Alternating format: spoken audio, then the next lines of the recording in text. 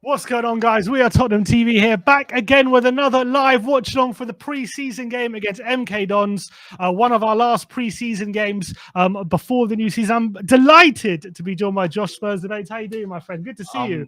Mate, I'm over the moon. I'm in the pilgrimage of my You're in the life hot at the seat. moment. I'm in the hot seat, Ben. I'm keeping it warm. I might keep it forever. So, you might not need to come back. But now I'm absolutely grateful to be here. And thank you to Ben and Sim for inviting me and welcoming me. And honestly, Josh, the wait. pleasure's all ours. The Can't pleasure's wait. all ours Cheers. having you here. Honestly, Thank it you. really Thank is. It's you. good to have you see you in the Cheers. flesh. You came to some of our events over the summer. It was good to see you then.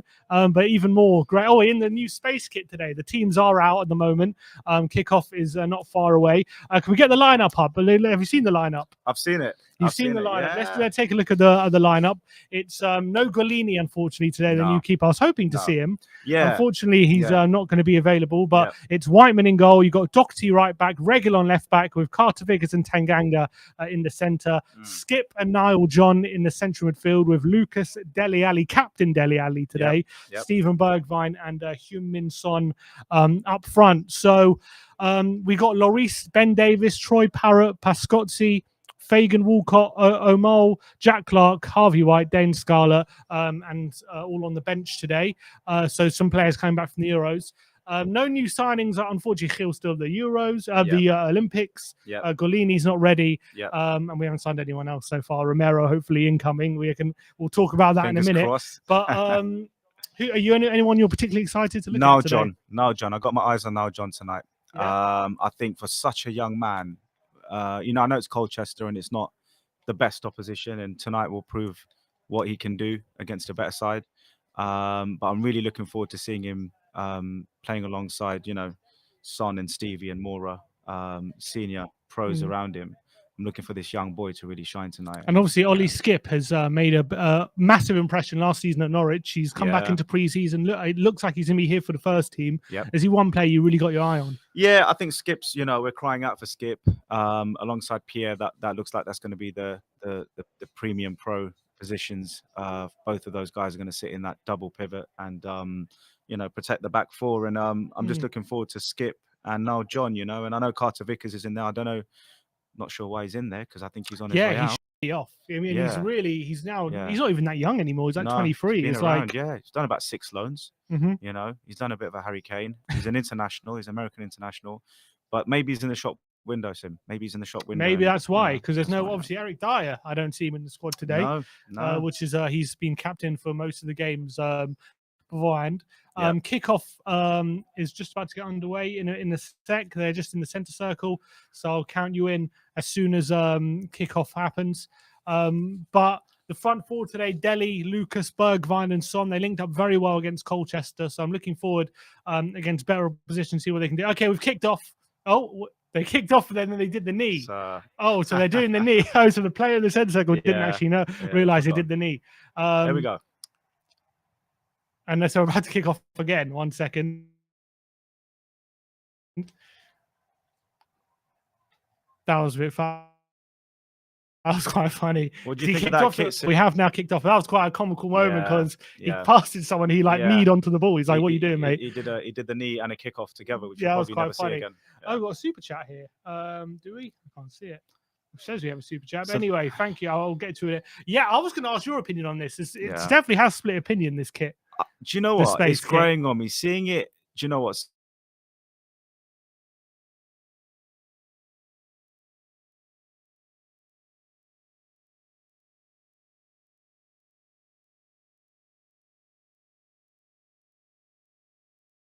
it on a pair of jeans or seeing just the top without a person. What are they doing? Yeah. And to be honest, I don't like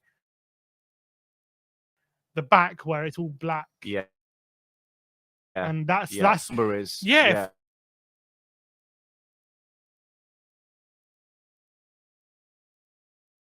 if they could somehow do kit is like that, and then you have the fluorescent going around, it looks like vomit.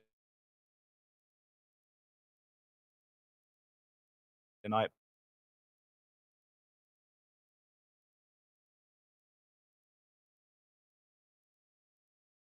Simple, the home. Well, this is the other extreme. 1 sec. The apparently it's lagging. 1 second, guys. No worries, Give me a sec. Just to let anyone know what happens. Yep. Spurs in possession right now. Got a minute 30 on the clock. And yeah, it looks like the boys are just getting a feel for the game here. Out wide. Bergwijn on his right foot. Oh, takes a shot. Hits it somewhat. And just dribbles past the keeper's left. But a good attempt. And Bergwijn in the end. Son lays it off. Dele, first touch. Bergwijn, bit of trickery. Right foot. Not enough curl on it and bend. But a good start.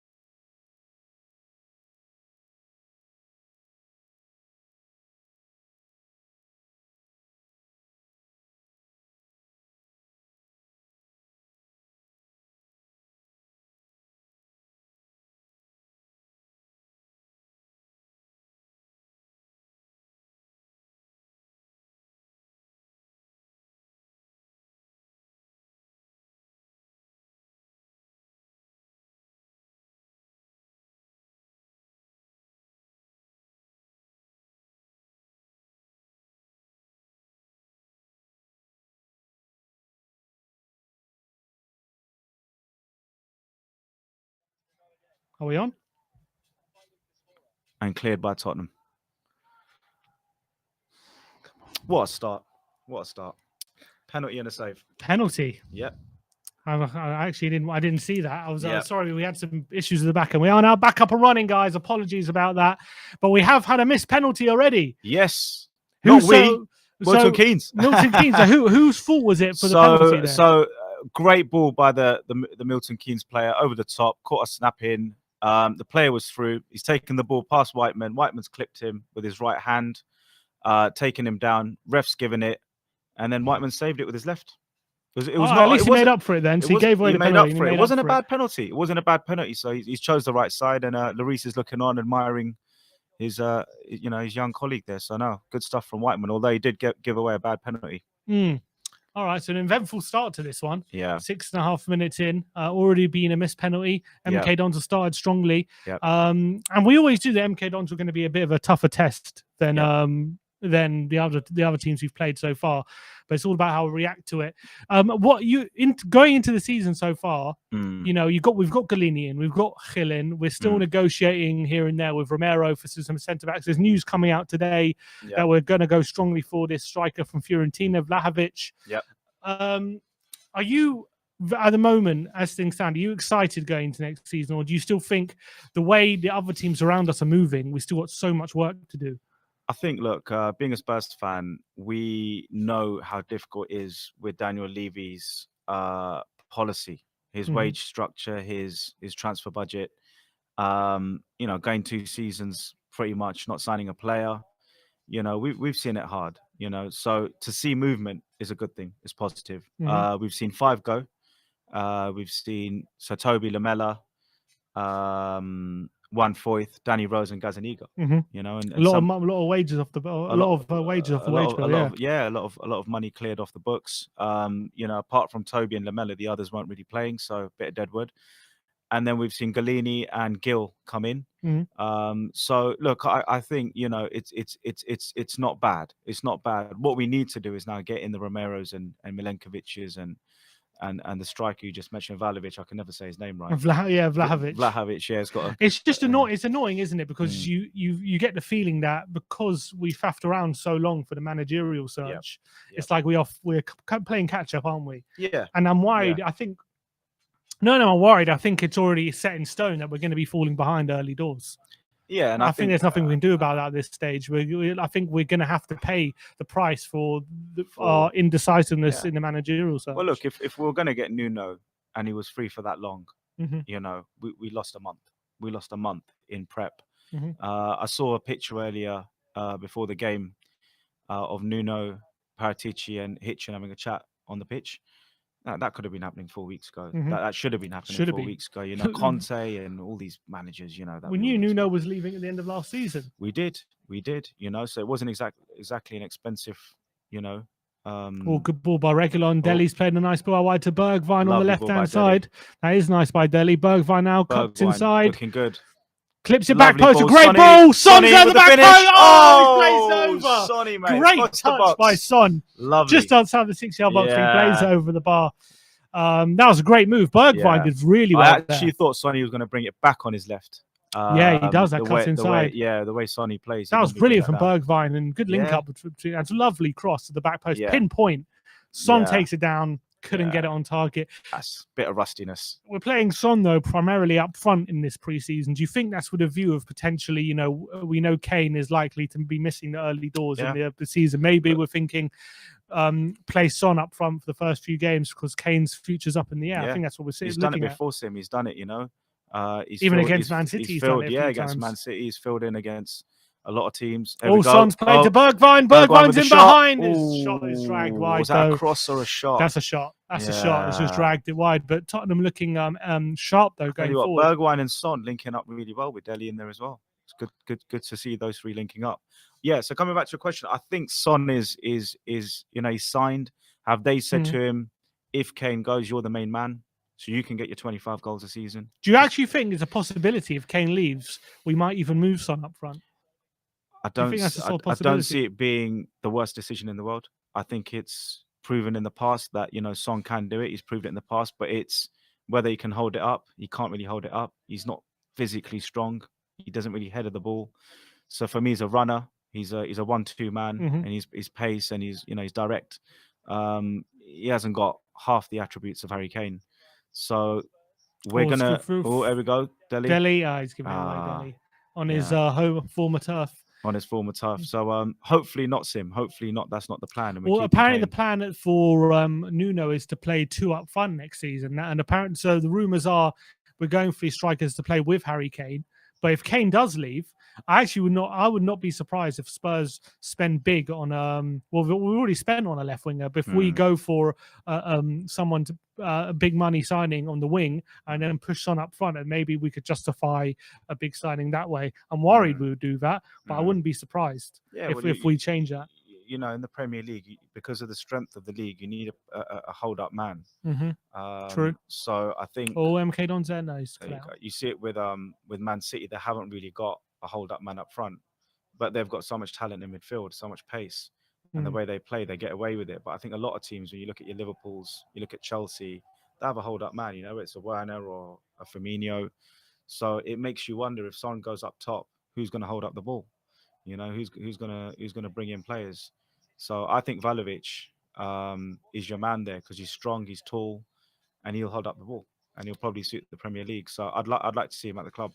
I think him with Son, Bergwijn, Lucas, Gill, that could be the game plan if Kane goes, as Vlahovic in. But we still need a second striker, and maybe that's where Ings comes in to do the. Yeah, I guess it's just it's very disheartening, the idea. Oh, Lucas has lost it in his own defensive. Very good game this. MK Dons have got control of the ball now. I am a bit worried about Harry Kane leaving, and not only that, it's the fact that you look at all. Son's picked up the ball on the halfway line. There we go. Lucas into Niall John. Nice pass. Lovely. Bergwijn in space on the left-hand side. He's got Regular on the overlap. He's found him. Oh, he's crossed it across the face of goal, but it's clear. Good move. Bergwijn looking sharp, though. He is. And apparently that's what I've been hearing. I've been hearing that he's come back looking very, very sharp and with a point to prove. He's sharpened up. I'm a big fan of Bergwijn. I think he got a bad rap last season. I think he lost a lot of confidence, but I believe there's a lot of talent in there. Yeah, I mean, you know, you look at your players like Depay, and you know, you want him to follow in those footsteps. Iron Robin, you know, coming from that sort of background, and you know, the whole Dutch system. But I think he's a player that needs a bit of man management, maybe an arm around his shoulder. Maybe he doesn't take criticism well. And because you can say that because that it was that pretty. Oh, Lucas trying to dribble is one a free kick. Lucas doing a Lucas. It was pretty much he was having a great season last season, and then the Anfield incident happened where he misses two big chances. We lose the game. He never quite recovered from that, and a bit of the racial abuse as well. Yeah, he never quite recovered it up until Ryan Mason came in at the end, and then he had a bit of another good spell right at the end of the season. Yeah. He was holding up in the first half of the season, wasn't he? He was holding up that spot, you know, in the beginning. So I think with Bergwijn, this is the season where you say, right, you've had your first one, you came in, you know, you found your feet, whatnot. This is the season where if Bergwijn does not do it this season, I can see a lot of fans getting on his back, and almost deservedly so. You'd look at it, because 3 seasons in, we should be seeing some sort of progression. We're not asking him to bang in 15 goals. But I'm expecting 7-8 goals this season from him. Yeah, and I think so. Yeah. I think he's got the quality to do that. Yeah, I really think that's what I expect. He's got pace. He's got a low center of gravity. He's got good strength. He's got a good shot on him, I think, as well, when you give him an opportunity. Yeah, and he's a bit of a raw shoot. You don't see him like curl it into the far corner, but he's got a lot of power on his shot. So he can really power it. He needs a bit of finesse, doesn't he? He needs to practice on that. Yeah, that's not quite what I see with but you see, that's where the composure bit comes in, and that you can train that, but some players just don't have it. They're just sort of wild with the way they finish, and that's where you want a bit of a leader in it. You want a bit of a maturer Bergwijn this season. That's got that composure, because those 2 misses, the Liverpool ones, bit of composure. You know, it was probably harder to miss them. To be fair, it was probably harder to miss. And that's maybe why a lot of people got on his back. And obviously as well, this man on the ball, Dele Alli, massive season for him. Because I think. Oh, it's a great ball. A great play from Dele, just what I was saying. On the left-hand side to Bergwijn again. He's in the box. He cuts it back to Dele on the edge of the box, and he shoots, and it's blocked. It's blocked. And away. That was a great piece of play by Dele to get Bergwijn Great game. It is a great fast-paced end-to-end game, this one. Very open. What I was saying about Dele is I think patience has run out a while ago now for Dele. And the problem is now is when you hear him come out saying, or you hear people come out saying, oh, he's looking sharp in training, or he looks like a man with a point to prove. Yeah. It's like we've heard this all before. Last season was the same. It hurt 2 seasons ago was the same. Yeah. It's like we've heard it all before about Dele. It's a big season for him. He's going to get back to his best. He's really trying extra hard in training. So unfortunately now when you read things like that, before I'd get excited, like, okay, we're going to see Dele again. And now it's like it rings a bit hollow to me. Yeah, I think Dele knows that lost the fans. You know, there's still a lot of fans. Oh, we go. MK onto in the box. They've cut it back. It's a bad pass. Skip out. Free in the center. Can we counter on them? Skips on the counter. Ollie Skip's got Bergwijn in support. Oh, he tries to dribble past the centre mid and he loses it. Skip. That wasn't a very good decision there. Yeah. But as we were saying about Delhi, yeah. So with me, Delhi's, you know, look, I don't want to make excuses for players because he was supposed to be the next England, you know, blue-eyed boy. You know, he was supposed to be England's next big thing. And he's lost his England place. He's lost his Spurs place. Lost a lot of fans and supporters. He lost his missus. But, you know, whatever emotional stuff, like I spent a lot of time with Delhi in 2016 in Marbella. I spent about 4 hours with him, having a chat like we're having a chat now. Oh, he was on top of his game then, wasn't he? He was on top of his game. It's when he got sent off. Bergwijn into Reguilon. Lovely ball, Reguilon. Sergio Reguilon, he tries to squeeze it past the keeper. And he deflected off the line. Off the line, MK. Another big chance from Spurs. Reguilon really getting forward today. Really knocking on the door now down that left-hand side. Bergwijn and Reguilon are linking up really well there on that left-hand side. That left-hand side is open. I think that's where the goal's going to come from. And really good chance. But a Reguilon shot deflected off the keeper's legs, nearly bounced into the net, but there was a defender there to clear it off the line. Anyway, what are you saying about Delhi? So, I spent some time with him in 2016. So, do you remember when he elbowed Jakub? West Brom at home, and he got sent off. He got sent off. Yeah. Well, no, he didn't get sent off. He got suspended. He got suspended. For like 4 games. Yeah. So he was told by Poch to leave because he had the. Again on the right side, number 11. What a game! This is tennis. His cross is just cut out by Carter Vickers. Tanganga there, caught out position quite badly. What, no one's got hold of the game. It is literally tennis. This is really end to end. You have a go, we'll have a go. Which is a bit worrying considering the difference in quality that we've got. Yeah, but you got to think of the defenders we've got. You've got to figure which of them are going to be playing come the start of the season. Yeah, I think Delhi in that DM role, that pivot DM, he's not in a DM. He's pushing up front anyway, so we're sort of one man short there.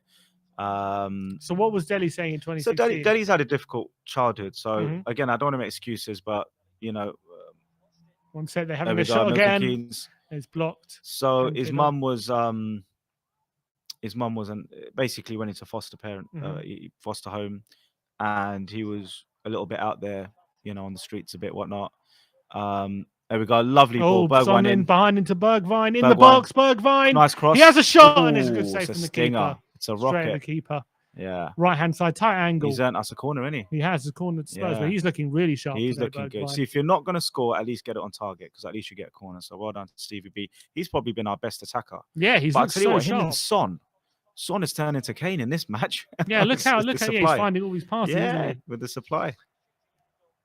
Haven't seen Bergwijn look and it's good to see Delhi following up and yeah.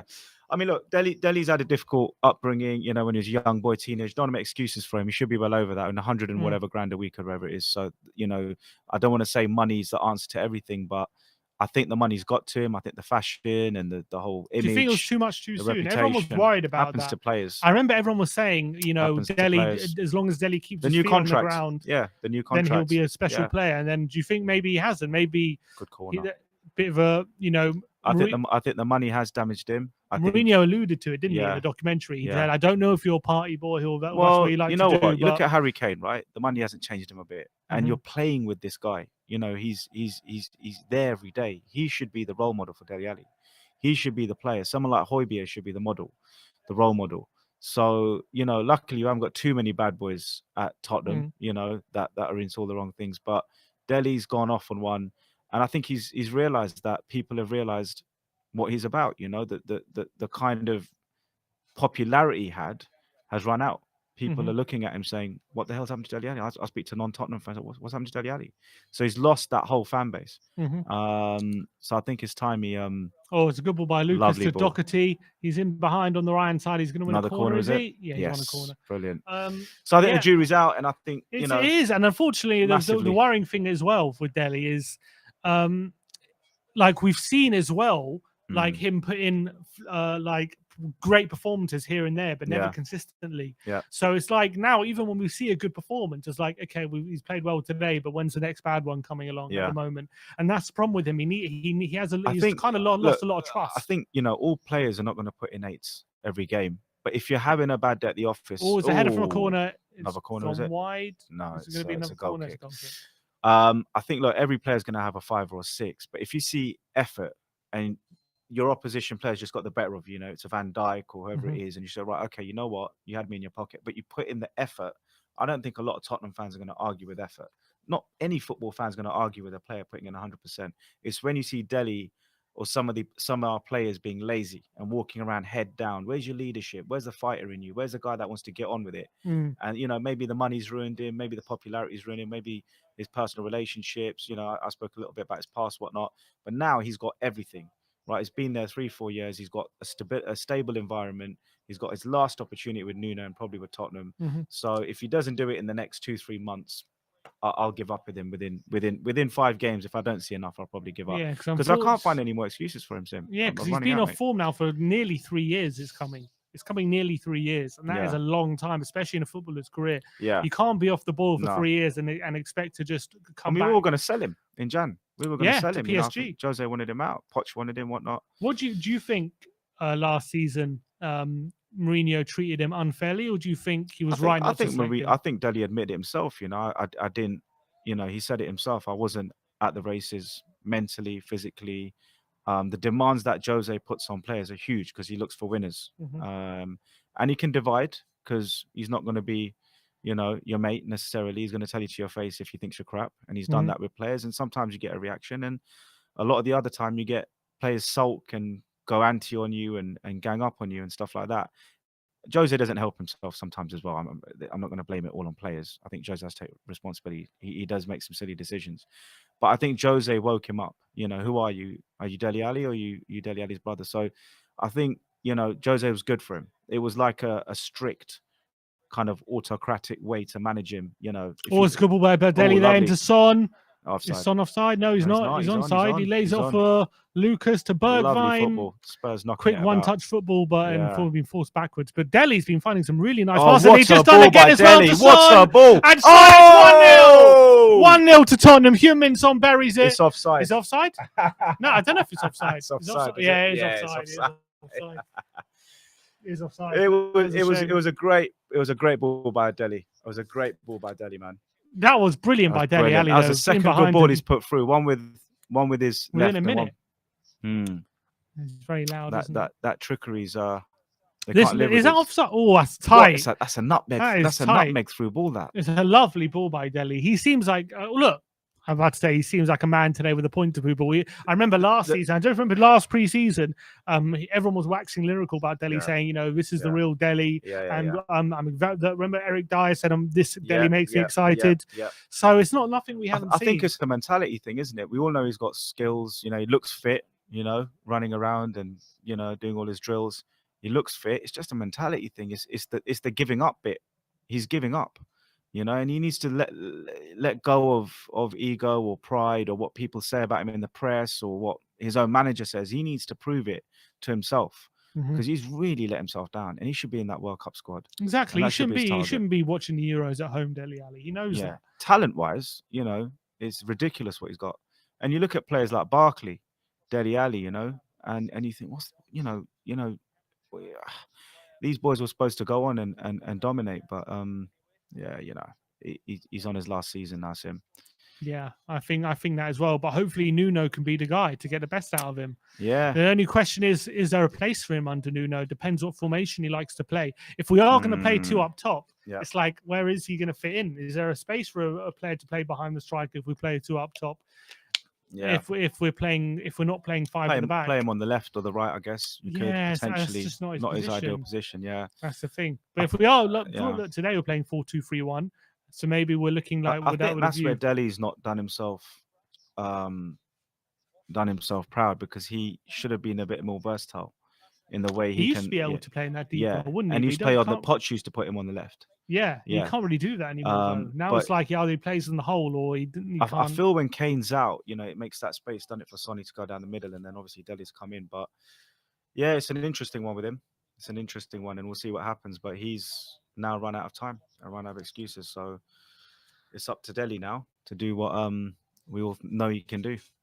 Well, listen to Lockman Yunus Injun in the comments. He says, please like and subscribe. Really would appreciate if everyone does scroll down and press like, smash the like button on the stream. Really does help support the channel. And obviously go over to Josh Spurs Debates if you want to see some more great Spurs content as well. Go subscribe to Josh. Always great to have him on and great to speak to him. And he has a great channel as well. So go check that out. But yeah, really would appreciate if you do scroll down and smash the like button. 170 likes, 810 viewers. The math doesn't quite work out. What 400 likes, guys? Come on, it's my debut. Do it for me. Come on, like do it for me, mate. Josh Come is on, here. hit Everyone, the like button for make me. Josh feel welcome. I'll check it tonight, and if it's on 400, then you know exactly. I'll be happy.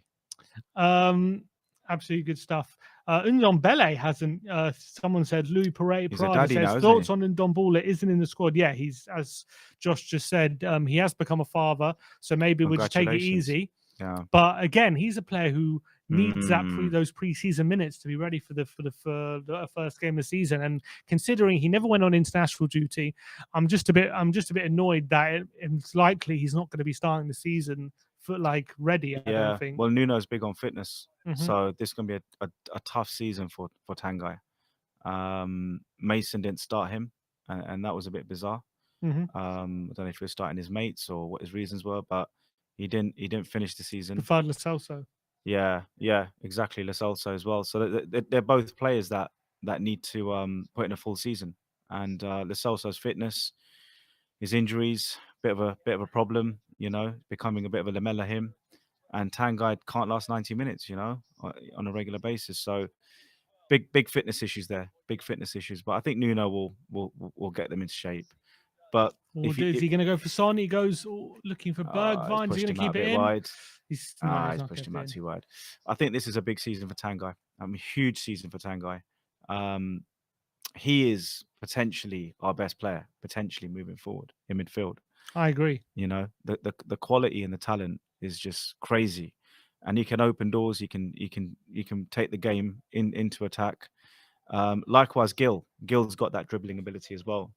So we need. I'm very excited for Gil. Yeah, I am. Very excited for him. But just seeing the highlights, I am very excited. However, I think seeing he's 20 years old, he was on loan at Eibar last season, 20th place. Yep. I do want to. I think it's important to make sure you temper your expectations and realize he's still a young player who needs to bed into a new league and not a new stuff. I'd play him against the weaker teams. I wouldn't play him in.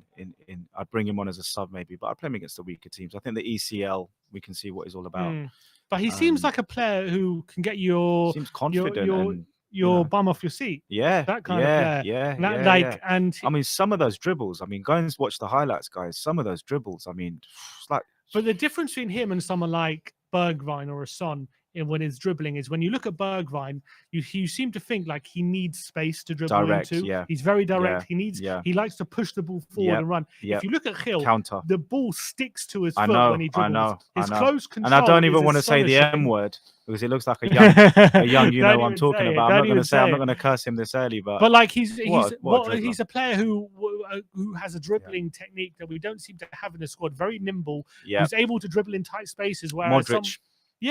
Someone like Bergwijn needs the space, which is different to this is why I like the signing, because it's a different profile of what we've got in the squad. Bar Tanguy, who really can open a door in tight, compact spaces, which is what you get in the Premier League. He seems to thrive in the tight spaces, whereas Bergwijn and Son, they need big space to play in. Absolutely. And I think he'll win us a lot of free kicks and pens. I think that's the other plus is, we need pen. Well, obviously everyone wants pens, but we need set pieces. We need to make sure we can turn draws into late wins. So someone to bring on 20 minutes down, if you're 1-1 or you need something magical.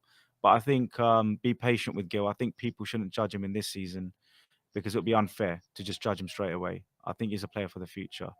And I don't see him starting most games. So don't want to put too much pressure and expectation on him. We've got a free kick here. Sim. We do have a free kick. Who's taking it? Right-hand side of the penalty area. Good It's good for a left footer. Reguilon's over it. Yeah. And then there's Lucas as well. I want to see Reguilon have a go. Yeah. Here we go. Lucas looks like he wants Lucas it. Looks like he's got his eye on it. And it's Reguilon into the wall. Ooh, Niall John falls to him. The wall stood strong. Into Ollie Skip. So Niall John, he's Yeah, he's a player who I'm liking the look of. Yeah. I'm liking the look of him, and I remember he played a few Europa League games. Oh, it's a good ball by Whiteman, unintentionally. Bergwijn's he's lovely outside the foot, Gareth Bale-esque, but no one in the middle. Yeah, looks for Son in the centre, but couldn't quite find him. I'm glad he went for it though. It shows a bit of confidence to go for it early. Bergwijn's showing some swag, isn't he? He's showing confidence, you know. I'm liking what I'm seeing. And I like that because he was a bit down. His head's down last season. He seemed a bit lost. So there's another player with a big season, and another player with who needs a big season is Matt Doherty. Yes. And it looks like he's going to be. I think in the end of last season, everyone was like, "Okay, let's just get rid of him." Yeah. I think literally the only manager who could have saved him was Nuno. I don't think any other manager would want him still, except for Nuno. So I think he's got the perfect manager with him. If we go with Matt under Nuno's system at Wolves, we're playing 3 at the back. That's the thing. And that worries me because Dias Sanchez and Rodon, it doesn't sound great, but I think, and I'm pretty sure, it won't be those 3 at the end of the transfer window. Lovely rainbow over Milton Keynes there. That's the thing with Matt Doherty. He's only thrived really in a back 3 for Wolves. Yeah. And it looks like we want to sign another right back, seeing as Aurier is very likely to leave. He hasn't been involved in any of the preseason. Could be the one. It's been linked quite a bit now for a long time. Yeah, I do wonder if we get a right back. What that means for Matt Doherty, if he's still going to be a number 1, if we play 3 at the back, then you'd want Doherty there, right? And even under Jose, there's a few games there towards the end that you thought, okay, cool, I see a little bit now, I see something. So I think keep him. There's no point selling him. What's his value really? Just keep him as a squad man. And if we go 3 at the back, you know, alongside Bailey was playing well last season. Occasionally he was. He linked up linking up. Yeah. True.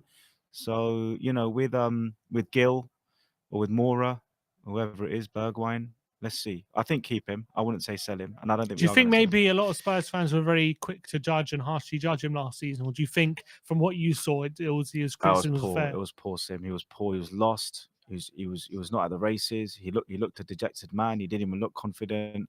And every time he got the ball, I mean, the Arsenal game was it? I think, Arsenal away. Yeah, Arsenal away. He got ripped to shreds. Yeah, I mean, him and Bell down that right side. I mean, you have to blame Jose. Great ball by Reguilon. Lucas cuts inside now. Dancing in the penalty area. He's looking for a cross. He's looking for Dele back in the 6-yard box, but it's headed away. Bergwijn's back at it. I tell you, Bergwijn looks like he's lost a couple of stones. He does. He looks look a bit trimmer. You're right. Yeah, which I always thought he was carrying a bit. I always thought. I don't think that is his original body shape. Well, that's what everyone says about Mourinho, that they let their fitness fall by the wayside under him. Well, Nuno's got him trimmed up. He's a lot more tactically focused than. Look, Poch was fitness fanatic. You know what I mean? When Poch came in, you saw what happened with the Poch press, and we need that. We haven't got the quality like the bigger teams to just keep passing it around. We need fitness to get us through games because some of the players are not good enough. So fitness is our secret weapon, and it wasn't last season. So it's good to see Bergwijn lose a bit, and Dele looks fit. I think that's the thing with the Mourinho style of management is because it's so tactically focused in an age where fitness is paramount now. Yeah, every team is fitness first. Yeah, every team. So if you're not fitness first, you're just going to get overrun. Yeah, simple as that. Yeah, and I think we saw that so often. The lesser teams will overrun you. No, that's what happened. Yeah, and we saw it time after time. And although tactically, if you think about it tactically, it wasn't even that bad because the amount of times we kept taking the lead, the amount of times we'll go ahead, and we're thinking, okay. We're set up nicely. We're playing well, but then every single time, fitness would take its toll every time. And I think teams looked at Spurs last season and said, if you keep going at these lot and you just keep lovely Lucas through ball, into Son, and Son slipped around the keeper, and it's 1-0. Is that 1-0? It is 1-0. I think it is 1-0 this time. Lovely, brilliant from Heung-min Son. Little clip over the keeper. Lovely finish, and Spurs do have the lead finally. 35 minutes in. After the 10th attempt. It's been coming. I feel was that Bergwijn with a through ball there? I think it was Lucas. Was it Lucas? Yeah. Lovely play by Lucas here. Brilliant. Cuts inside. Oh, it's a brilliant run. It's a great goal. I tell you what, that's close. Is there VAR at this? No VAR. Yeah, that looks close. That looks off to me, Sim. You think so? I think that might be. He made the run. I think he timed it to perfection. You think he's on? They're going to show it? I don't know if they have the line. Yeah. It'll be difficult to see. They're not going to show us. Well, Great ball by Lucas has been doing a lot of through balls so far in this preseason. I think Lucas has been told to release the ball. He's been told, you know, like just out your feet, do your little dance and get it out nice and early. And also, you got to think as well, Nuno has a lot of experience with a new Lucas type player with Adama Traore. Yeah. And we saw what he did with Adama Traore. He made him, not maybe last season, but the season before last, he made him into a really effective forward player where otherwise he was very frustrating. And maybe he could do the same with Lucas. Yeah, because the end product with Traore is missing, isn't it? That's what people criticize him for. Yeah, but Nuno got it out of him for a season at least. He did. He did, to be fair, he did. I remember that season he was banging in goals from 25 yards. He was getting assists. He was being brilliant. Yeah. And Lucas is very similar to Adama in the sense that he can breeze past a player like nothing. Oh, one day they play no way into trouble. Well, we're pressing. We won the ball back. Oh, but MK back to MK. So that was a typical Sonny finish. That was a little clip, a little dink. He's probably one of the best in the league, alongside your Salah and running in behind. Mane is running in behind and clipping a keeper. Sonny's just, you know, the amount of goals he scored 1-on-1. You know. Just the little clips and dinks. Unbelievable, Sonny. Look, we've got pace.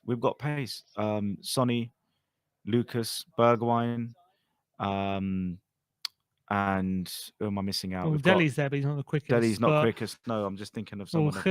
Hill's pretty quick now. Now he's joined. Gill is pretty quick. Here comes. So in Scarlet, we've got pace. I want to see him come on. Do you expect to see a lot more Scarlet? I think he'll be in the squad. Yeah, I think he'll be in the squad. I think he's another one where we've got to start giving him more game time, last 10 minutes of certain games. And I know he's young. Wayne Rooney was young. Rashford was young. You know, you've got to give these players an opportunity to grow up. So I think Scarlet's one that, you know, we're going to see more of now. Parrott, you know, Parrott's a slightly more different one because he's had a few opportunities. He has had a couple of loan spells now that haven't quite worked out as well as we'd hoped. Yeah, I know he's had injuries as well, so you know that can slow you down in your development.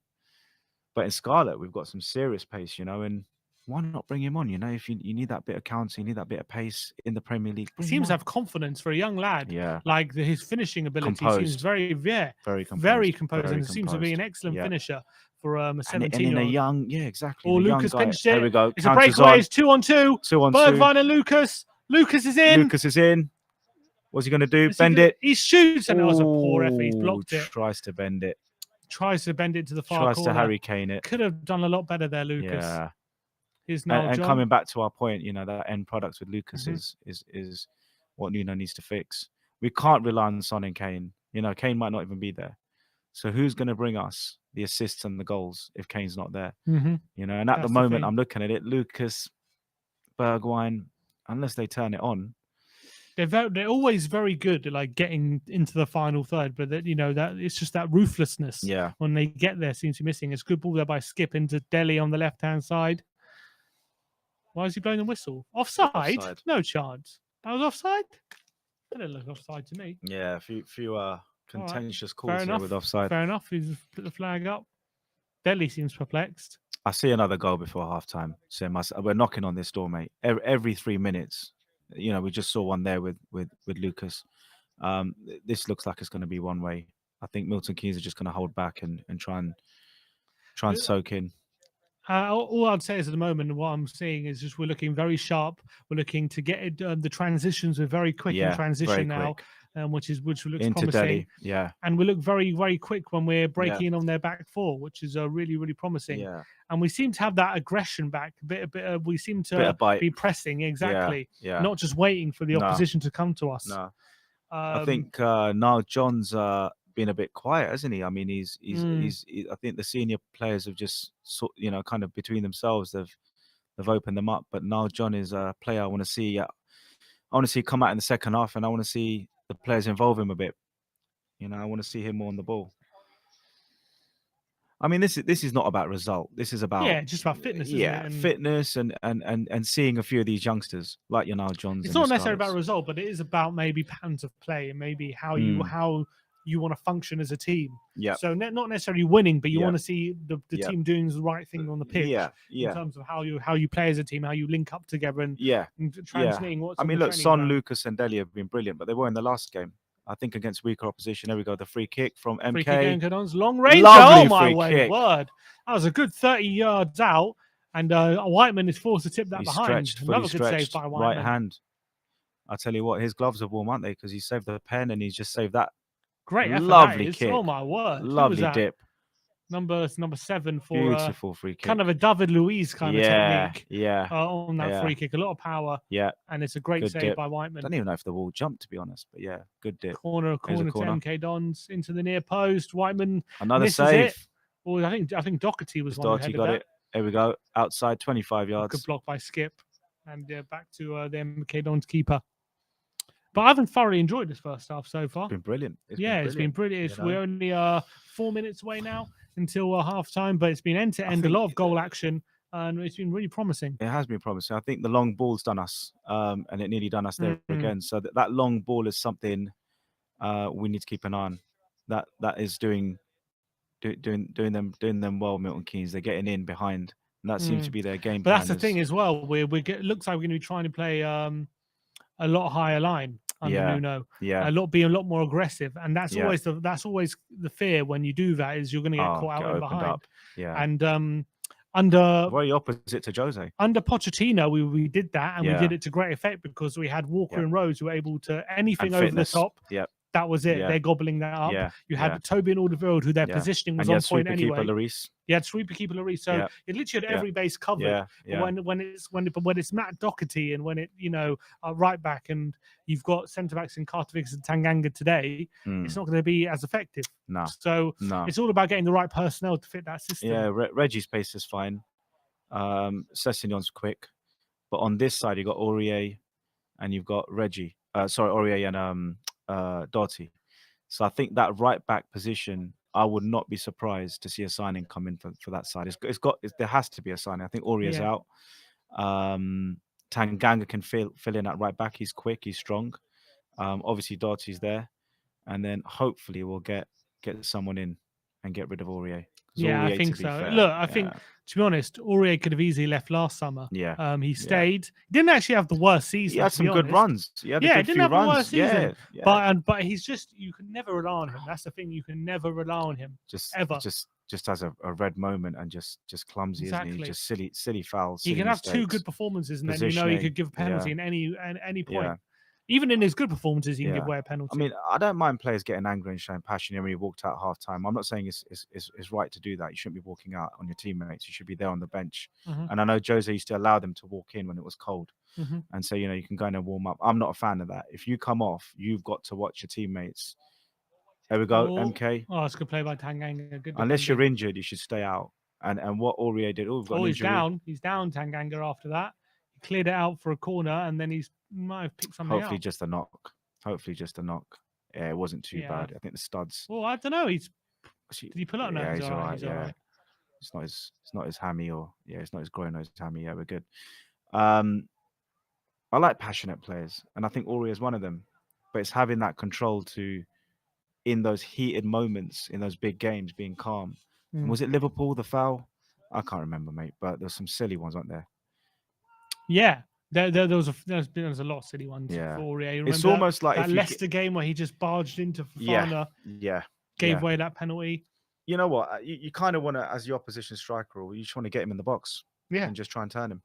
And the thing is with Aurier, like when he's on top of his game, he's a top right back. Yeah, he's a top right back. His crossings improve. He's when he's aggressive, he's attacking. He's attacking. He's got actually decent ability in the final third. Yeah. And in his defensive third, when he's concentrating, he's actually quite hard to get past. He's quite pacey. He's physical. He loses focus, though, doesn't he? That's the thing, though. Yeah. It's not a 90-minute. Like we've been here, it's like we've been here and done that now, Aurier, for 3 years. But sometimes, as a manager, you've got to take him. I don't want to always blame players. Yes, he takes a lot of that blame because he's just not good enough and he's not focused. But sometimes you're sitting there and Aurier is going to do it. You just know what's coming. It's half time. 1-0. Half time here is 1-0 to Spurs at the break.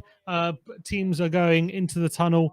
Good first half, really good first half of football. MK Dons missing a first half penalty at 0-0 in the first 10 minutes. Then Spurs took control, creating a few chances. Son having one goal ruled out for offside before slotting home just before about 10 minutes ago.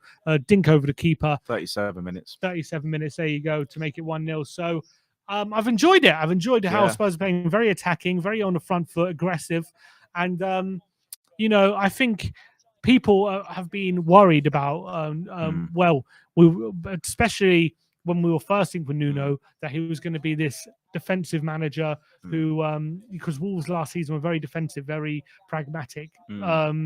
But in his other jobs he's had at Valencia and Porto, he's actually known to have been quite attacking.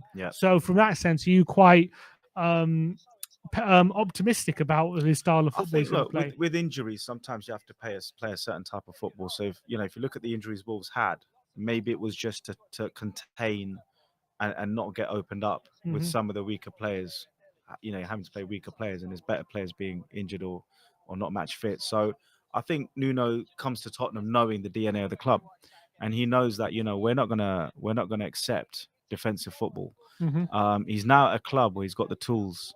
There's the penalty. Well, there's a penalty. Whiteman has a rush of blood, isn't it? That's a rush of blood to the head by Whiteman. So I think Wolves' ambitions are to stay in the league, top 10, an outside push for Europe. He knows with us it's top 4, and you're not going to get top 4 playing defensive football. We'd probably see that against the better teams, the Uniteds, Chelseas, and Cities. I think we'll see that defensive game, and I think we'll see us contain.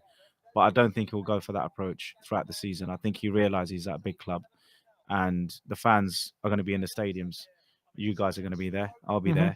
And, we won't put up with defensive football against, I don't know, a Leeds or a Norwich, Newcastle. But the bigger teams, if he goes defensive, I can understand where he's coming from, because that's how you sometimes get a draw or a result against the bigger teams.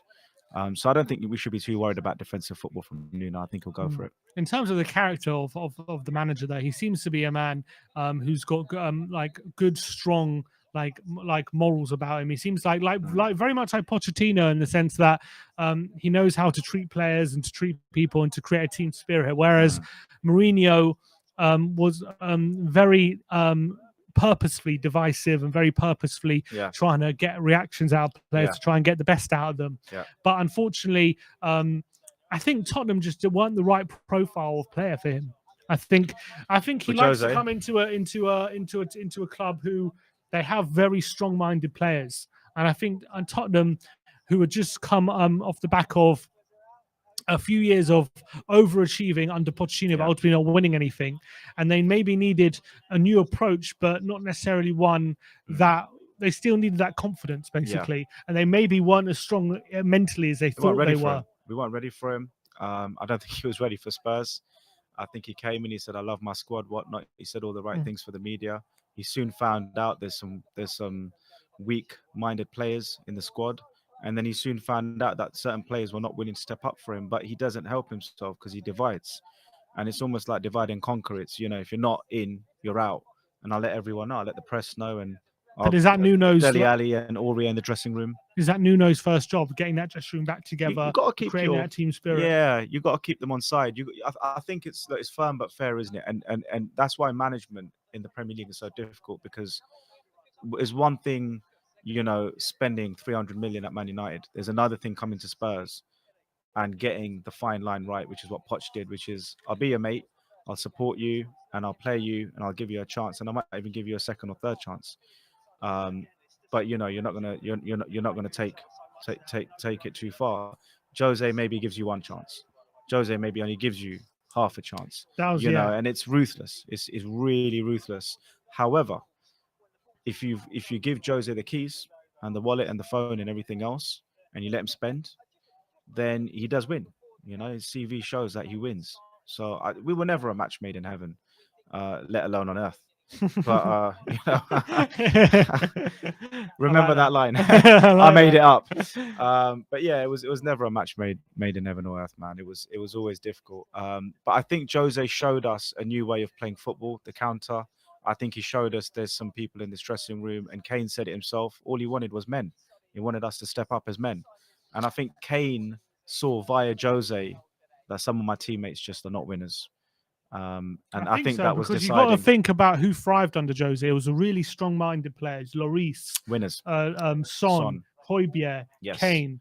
These players Yeah. who are really very headstrong, very Yeah. sure of themselves, Yeah. and have that mentality to Yeah. be winners. Yeah. And they really To step thrived up. under To Mourinho. step up. Yeah. Exactly. The other players, like people like Winks, who felt like he was entitled to playing time because of how long he's been at Tottenham and what he's done.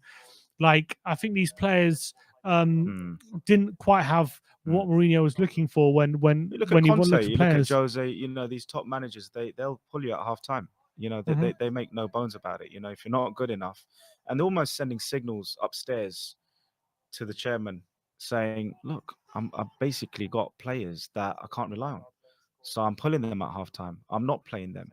Gareth Bale fell out with Jose, but then, you know, Mason comes in and Bale starts playing out of his skin. You know, and it's such a shame because we need a manager, and we'll see if Nuno's the manager who can develop young players. That is key. That is key on the CV of becoming a Tottenham manager.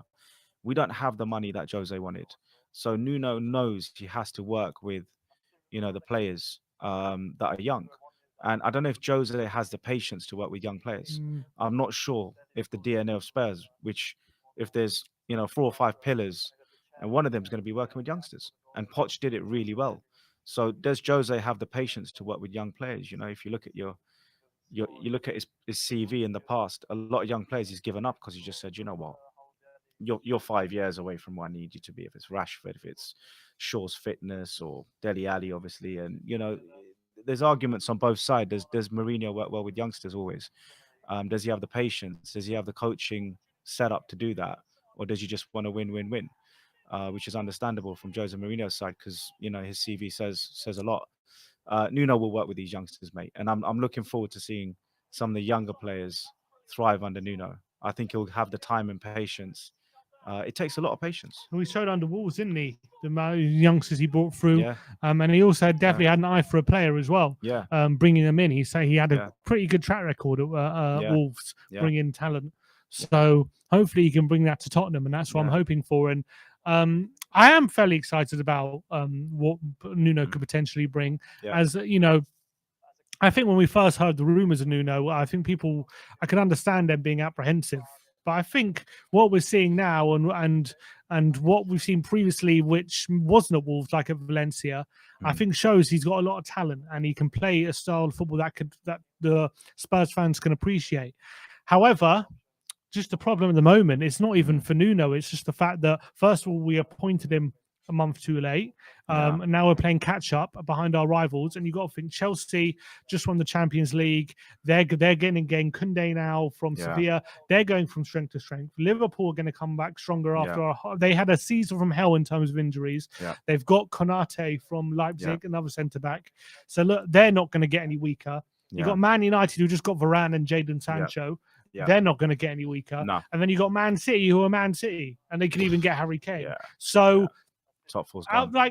There is not a chance we're going to get ahead of any of those. Pound for pound, whatever we do, we're not there. Whatever we do from this point on, I just can't see it. We have to rely on Liverpool or one of these guys getting major injuries, or, you know, I don't wish an injury on anyone or any player, but, you know, Liverpool last season, it left a gap open. And we should have taken that gap. In the end, they clawed it back, and well done to them for doing that without their best defender. We don't. So you mentioned there, Chelsea are going to swap out Zuma for Koundé. Yeah. So that what I call is, you know, you got recycle and you got upcycle. And I don't want to get technical, but we need to start upcycling, which means getting rid of our waste and adding value. That's what upcycling is. Recycling is just, you know, get a crap one out and maybe whoever comes in might do the job. Let's upcycle this squad, meaning get rid of all this dead wood, and some of it's gone in you know, one. And it's important. It's important to do it. Like, even if we have to take a loss, even if we have to take, well, that is the price you pay of upcycling. So it's saying, look, forget all this recycling and getting in and swapping out and loads of little swaps and just lowering the age of the squad and hoping it works out. We need to actually go and spend the money and lose the money at the same time. So losing it's going to be the price we pay, which getting rid of the deadwood car boot sale, you know, and hopefully Sissoko's off to the Middle East somewhere. Obviously Toby, I wouldn't call him deadwood, he was old wood for me, so he had to go. We didn't have to go, we could have still kept him, but he was on his way out. I think we could have kept him. We could have kept but him I think I think it was a situation where we had an opportunity to get rid of him. Yeah. Someone came in for him, opportunity to get him off the wage Yeah, bill, 10 and we're mil. thinking, Yeah. is it worth keeping around where because it's going to be harder to shift Sanchez and Dyer. So we have an opportunity to get a centre back who, even though he's good, it's a chance to still get a new player in. No, so absolutely. maybe that's what we did. Absolutely. I mean, look, the thing with Toby is still a good player. You know, we saw that in the Euros. We'll see it in the World Cup. He wasn't at the top of my list to get rid of players. Aurier, Sissoko, you know, Winks is a debatable one. Pretty split on that. But look, I mean, we need to, and you know, the nail on the head is take a loss. These players have depreciated in value. They've proven they're not good enough for Spurs. So who's going to come in for them? Lesser teams. Lesser teams don't have the money. And if you're lucky, you get a UAE or a Chinese or an American team. But then it becomes a case of, does the player want to go there? For example, if Sanchez, if a team from the Middle East comes in for Sanchez, I don't see him going there. No, it's different. No, Sanchez would want to stay in Europe. So it's difficult to, and that's why look, even Chelsea zoom her out. You know, that's even the problem with, because Sevilla, one of the clubs who wanted him. They wanted, so they've filled a gap. I think this is where Plan B now is, okay, if we can't negotiate some of this deadwood, Aurier, and Sissoko, whatnot, if we can't negotiate them into deals, then we need to sell them on the cheap, because then we're left with them taking the wage bill, you know, staying on the wage bill and depreciating even more the following year because they're getting older. Do you think that's an issue that maybe Tottenham historically have struggled with? Whereas, for example, Man United or a Man City, for example, they have a player they want to shift, and they can't shift him. They just stick him in the reserves, and they don't. Danny Rose it. Exactly. They stick him in the reserves, and they don't think about we can't sign a player before we shift this player. They think about, we're going to sign the player, and you're going. Look, you're not going to be part of our plans. Whether we sell you or not, we're going to shift you in the reserves. We're going to try and sell you, but you're not part of our plans. With Spurs, I kind of feel like it's always like, we're only going to sign if we can shift. If we can't shift, then we're stuck with him, and we're going to have to use him. And that's kind of how I see Spurs dealing with it. And that's where Nuno and Paratici need to be ruthless with their squad selection. So what is it? 7 homegrown, 25. 7 homegrown, So I know some of them will be in just for the homegrown side of it. You know, there is no way around that, right? And if you bring in the youngsters for the homegrown, they're inexperienced. So sometimes you have to keep your homegrown guys. Joe Hart looks like he's on his way out. So I think it's a balance of bringing in youth and having experience. Having homegrown obviously is now, that's not going to change.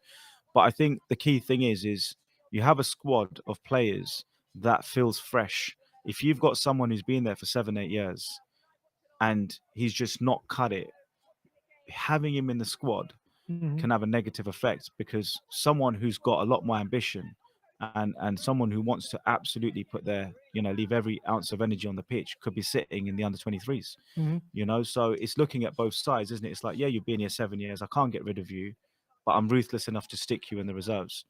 And there's a young, fresh guy, 19, 20 years old in the under 23s. I'd rather have him in the squad. He fills a homegrown quota and he's low on the wage bill and he's someone for the future. And how Harry Kane came through the ranks pretty much, Yeah, so it is. I wish we were had more Soldado ruthless. and Adebayor, didn't we? Exactly. And they were kind of not doing it at all.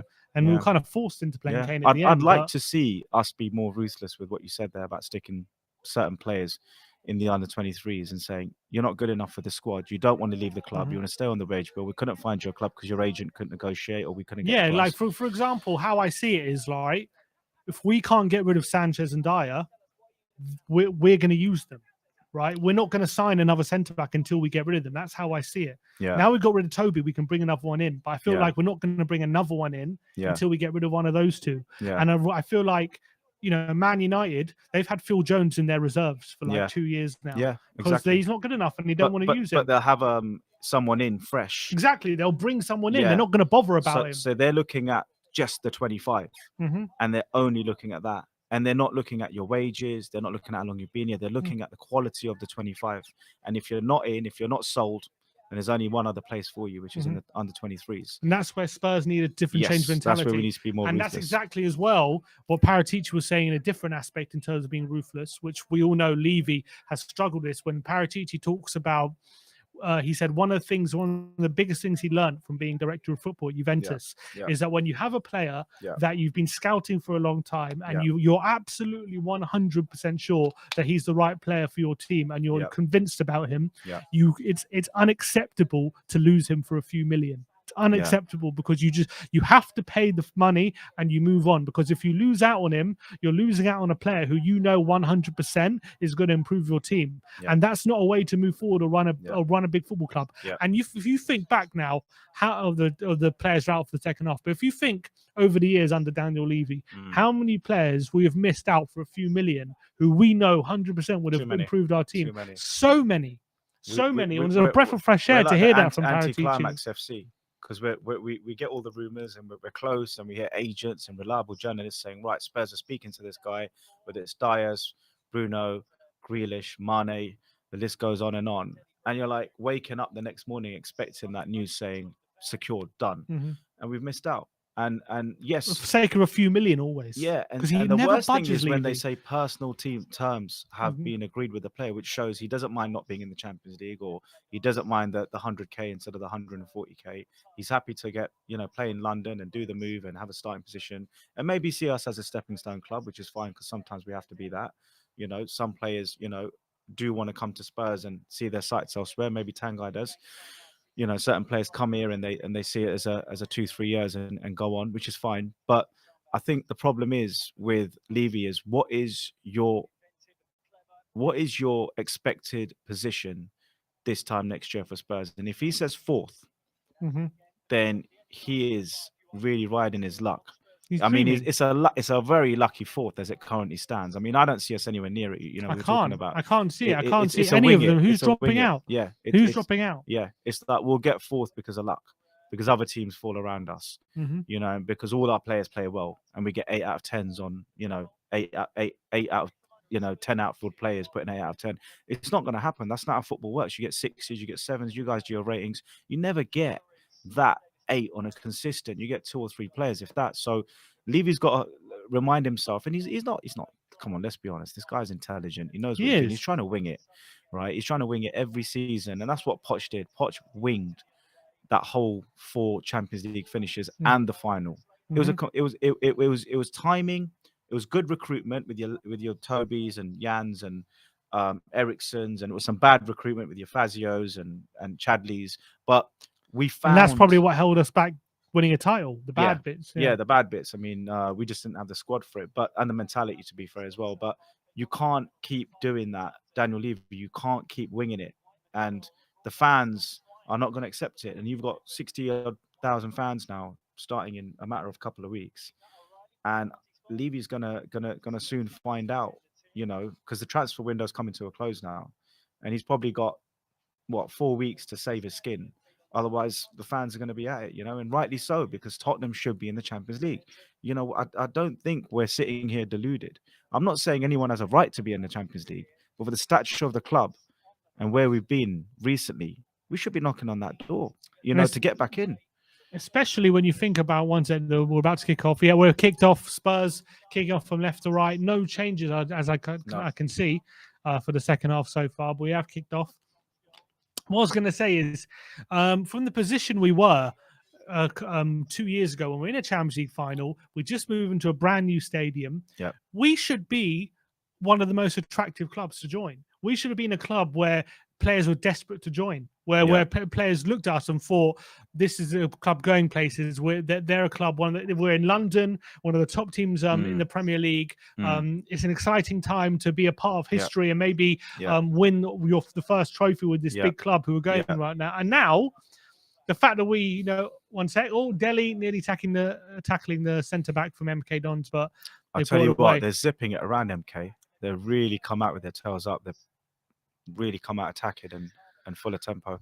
But the fact that we are so unattractive, you can see that from the managerial side. You can see that from players saying they don't want to join us because of X, Y, and Z.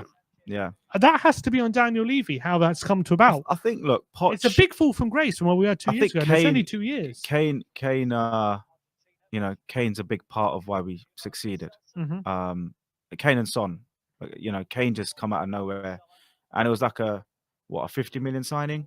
You know, if you look at Kane today, obviously he's worth a lot more. But at the time, you know, after he banged in those first few goals, it was like a 50, 60, 70 million signing for free. Great, you get that sometimes. You know, United back in the day, you know, they had 5, 6 of those come through. But again, we did not invest at the time enough. There we go. MK with a chance. Oh, in the box. That's a good tackle from Carl We did not invest like our peers, right? And if you don't invest like your peers, you get left behind. And the top 4 is the same team season in, season out, more or less. I know Arsenal have dropped, and we're happy about that. I know Leicester have come on. Oh, a lovely ball over the top. Oh, Carl has done well. So Milton Keynes have started well. That's no, it's not a free kick. The referees let it go.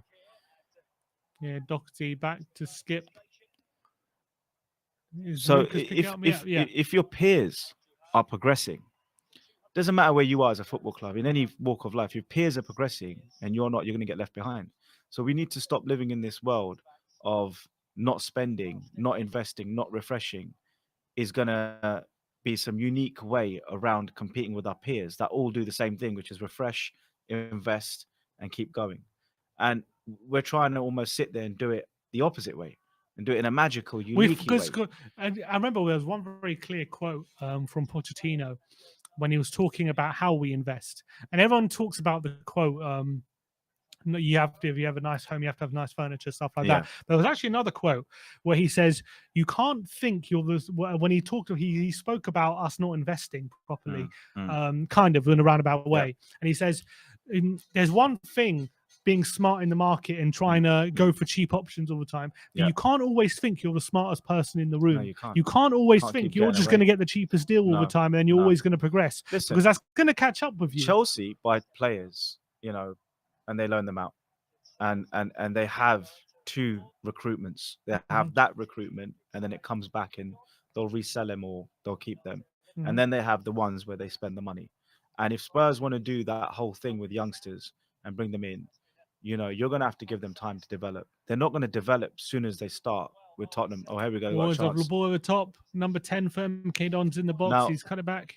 People will say, with Lennon, with Walker, with Rose, with Jan, Toby, Lloris, Dembele, Ericsson, Son, Ali, these players were cheap. They're all under 25 million.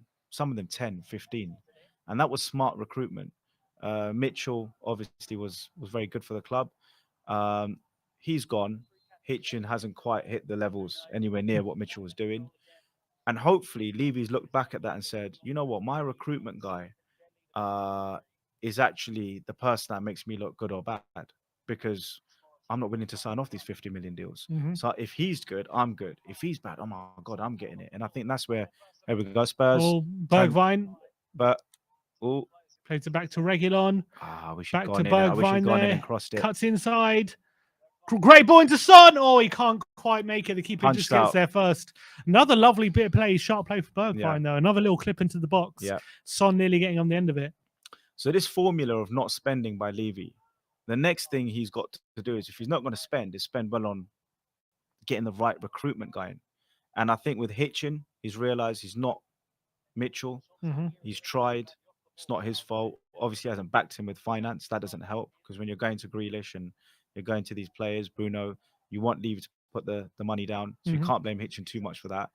But Levy now is trying to do it with Don Paratici, or I shouldn't call him Don yet, because he's not a Don yet. But, you know, people like what he's doing. Oh, sorry, keep talking. Yeah, so there we go. Spurs on the attack. Nah, it's been cleared out. So my view on the whole Levy thing is he's trying to wing it, and you can get away with it so long with smart recruitment. And we did that with those list of players I just mentioned. But it's got to be a mix. It's got to be a mix. And you've got to have signings that you bring in, that you build around. So if it's a Romero, if it's a Milenkovic, you know, whoever it is out there that we can get our hands on, you've got to bring in a spine. You can't wing it in every transfer and spend 15, 20 mil. Yes, we got those players, Dele Alli and Lennon and Walker and Rose, all on the cheap. And at the time, they weren't necessarily proven players. Obviously, we got him from MK here. But we can't keep going like that and expect top 4. I think top 8, yeah. You want to wing it, top 8, no problem. Keep winging it, and you'll get top 8 every season.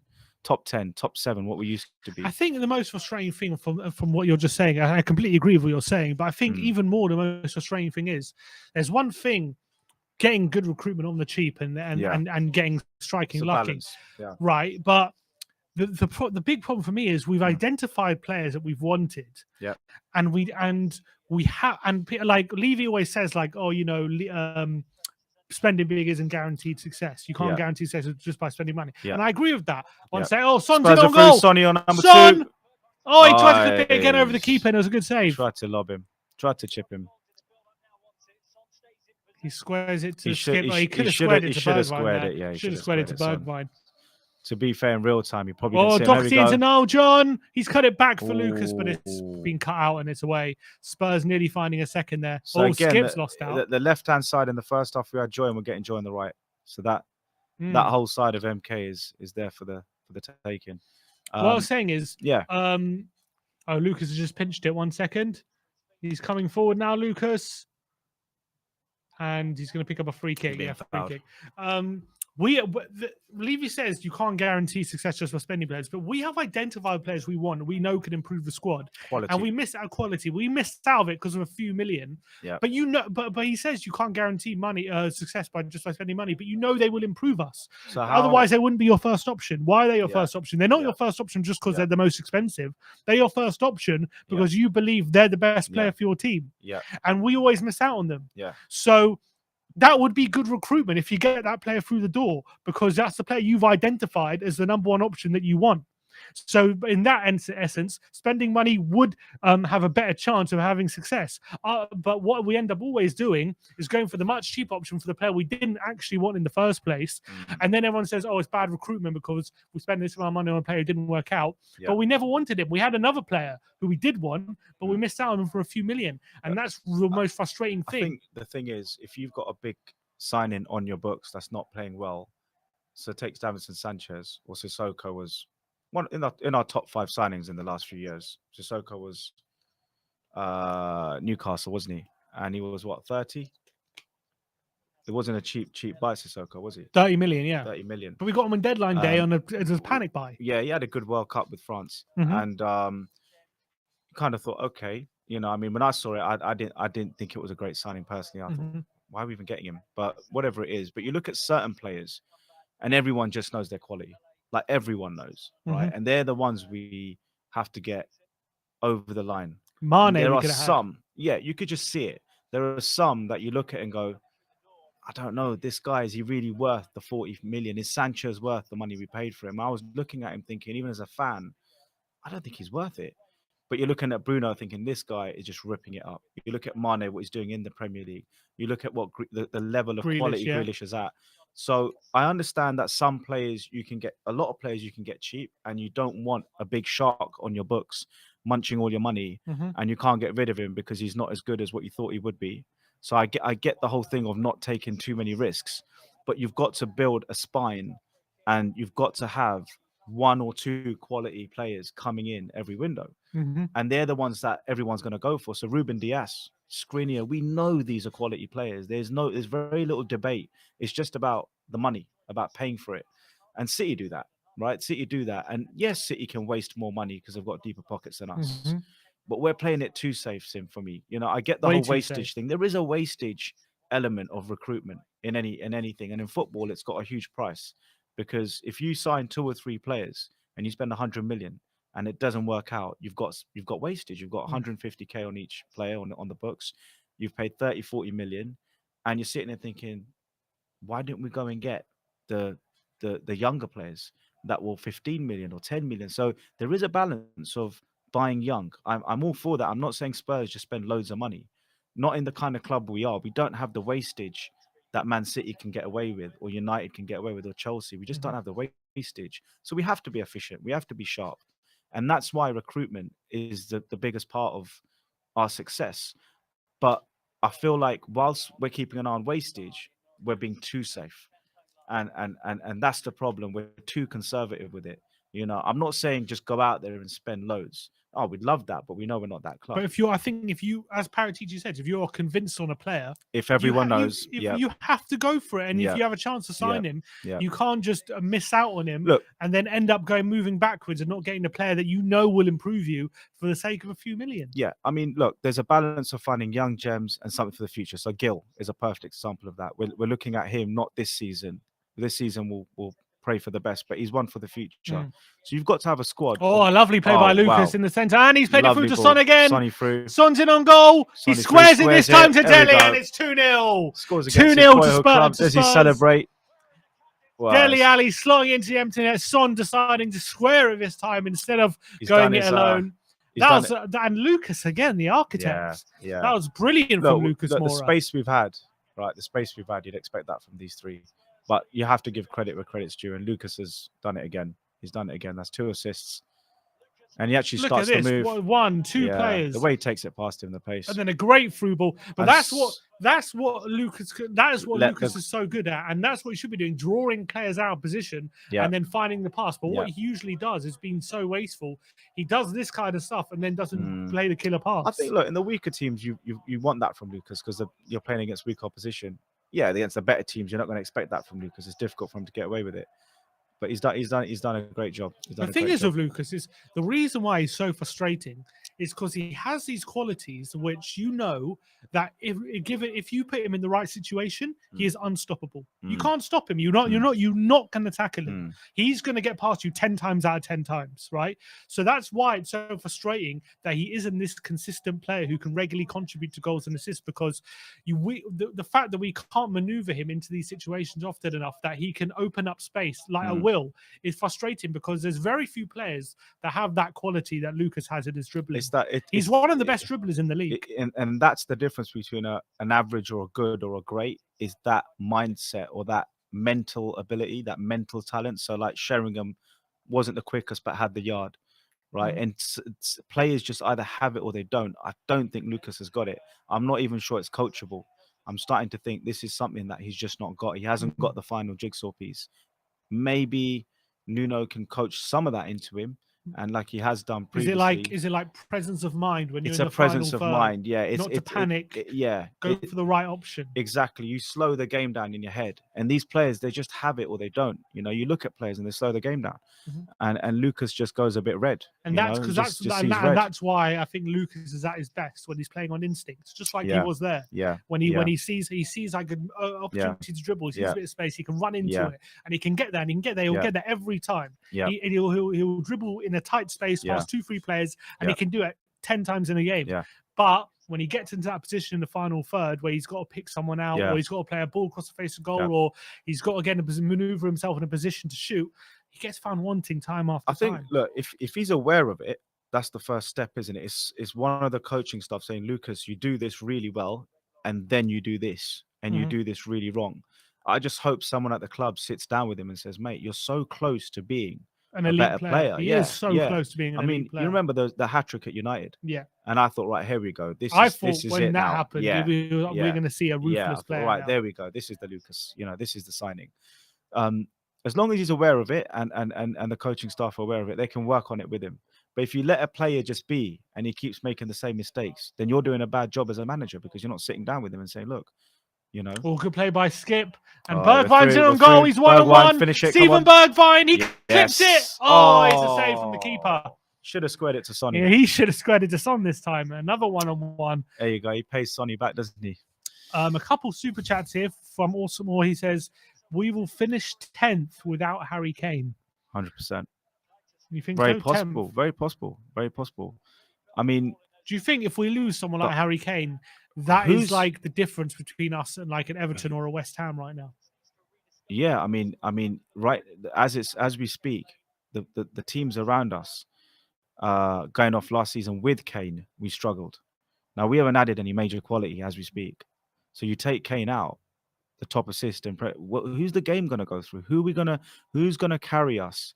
You know, who's gonna be the guy that stands up and says, corner. Oh, header! Yes, what a header! Yes, 3-0. Is it offside? It's offside. Oh, he's Dele. Oh man, A header, I think, from Carter Vickers. The keeper gets a hand to it. It's about to trickle over the line, and Delhi finishes it off, and then he's offside. I think this was going in. I don't think Delhi had to touch it. Header here from Carter Vickers. Good header. Oh, no, it's not going in. No, it wasn't going so in. he touched it, and he's been given offside on the line, unfortunately. So it could have been 3-0, but that offside one more goal given. and it's oh, MK Don's a free. Oh, no, he's going through to Whiteman. It's a free kick. It's a free kick about now. 25, 30 yards out this. I tell you what, the guy who took the previous free kick, he'll fancy this. He'll fancy this. Yeah, he took a really good one last time. That's a foul by Carl Vickers. Yeah. So yeah, without Kane, I can see it. I can see it. As things stand, yeah. I wouldn't. Maybe 10th is being a bit pessimistic. I'd say 8th. I'd say 8th.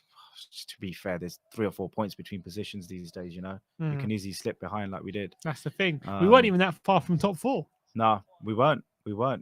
But the thing is, I don't believe the teams this season are going to be as poor as they were last. That's the thing.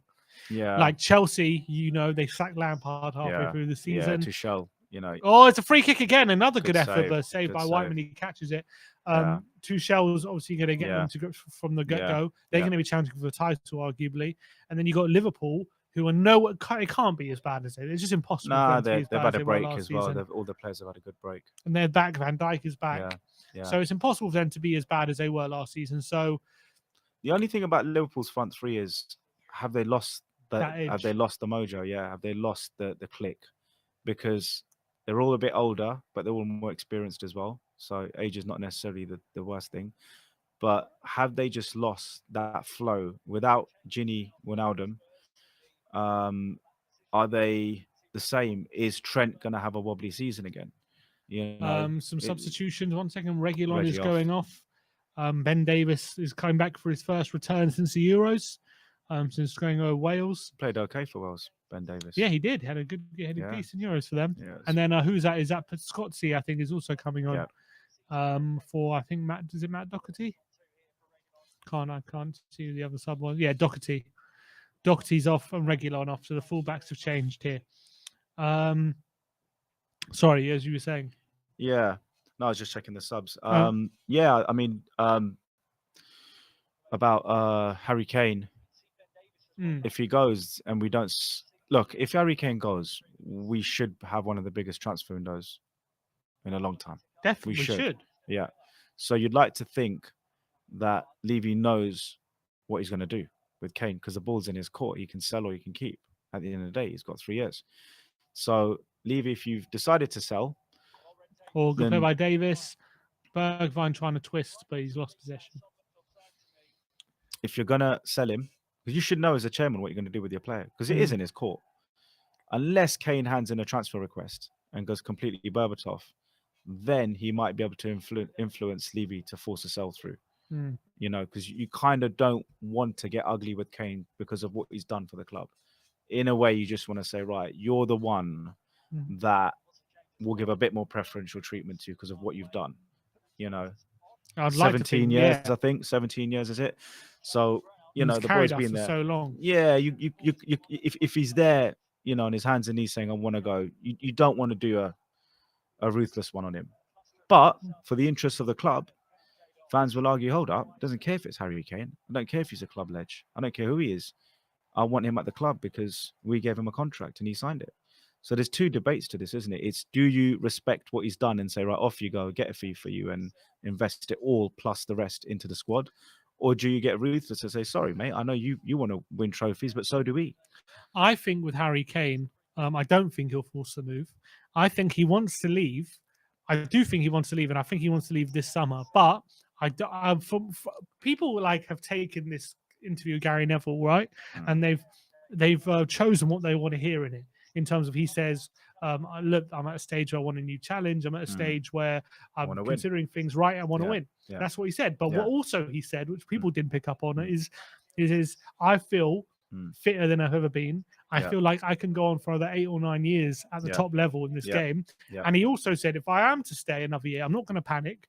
I feel like I've got another career ahead of me. Mm. So he said people tell me that I need to win trophies and I have to win trophies, but I'm not panicking.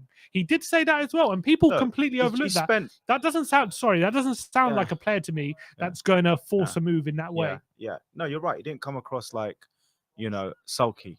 He came across with ambition, which is nothing wrong with that, especially if you're Harry Kane. Oh, it's a shot into the side netting from MK Dons. So I think what he's saying there is, I want to win. If the club are not as ambitious as me, then I'm happy to look elsewhere. I'm not completely, just going to spend the rest of my life in a place where I can't win. So he's put the feelers out, which has obviously set up the agents to make the phone calls and say, right, okay, we've seen the interview. We think, we can get Kane, which has obviously led to an offer, which is probably what Kane wanted. One of the things he wanted. But I think the other thing he wanted from that interview, which is a bit of a strange time to do an interview because we're not even in a transfer window, is Levy. He said we need to have that chat when I get back from the Euros. We'll have a conversation to see where we're at. That's what he said. And he's basically saying, Levy, match my ambition now. Like you've built the stadium. We're out of Wembley. We got to the final. You know what success looks like and feels like, and you kind of tasted it, on the tip. But Levy, we're short. So just go for it now. Like back me and back the other good players, Lloris and Son, and go for it. And Levy is not going to do that from what I can see. He's not going to go and smash it in the transfer window. I mean, if he does, I'll eat humble pie. Fair enough. But I'm going off track records. I'm not going off just what I think. Levy is not going to spend that sort of money. But if Kane does go, I need Levy to throw the book in the next 4 weeks. Yeah. And not even the next 4 weeks, the next 2 weeks. Is it enough time?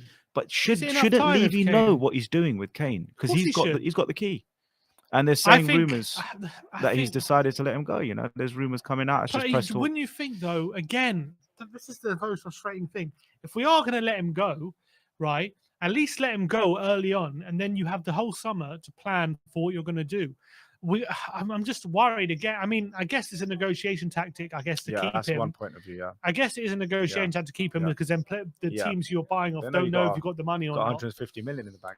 I guess that's true, but then again, we're rushing around, bargain buys, trying to get buys in and around the final weeks of the season, and again, we're going to a season in a mess. We're going in turmoil. We're going unsettled, and again, just like we've done previously, we're pretty much chucking away the first few games of the season. I mean, the only other way you could do it is you could say, right, Kane, you're sold.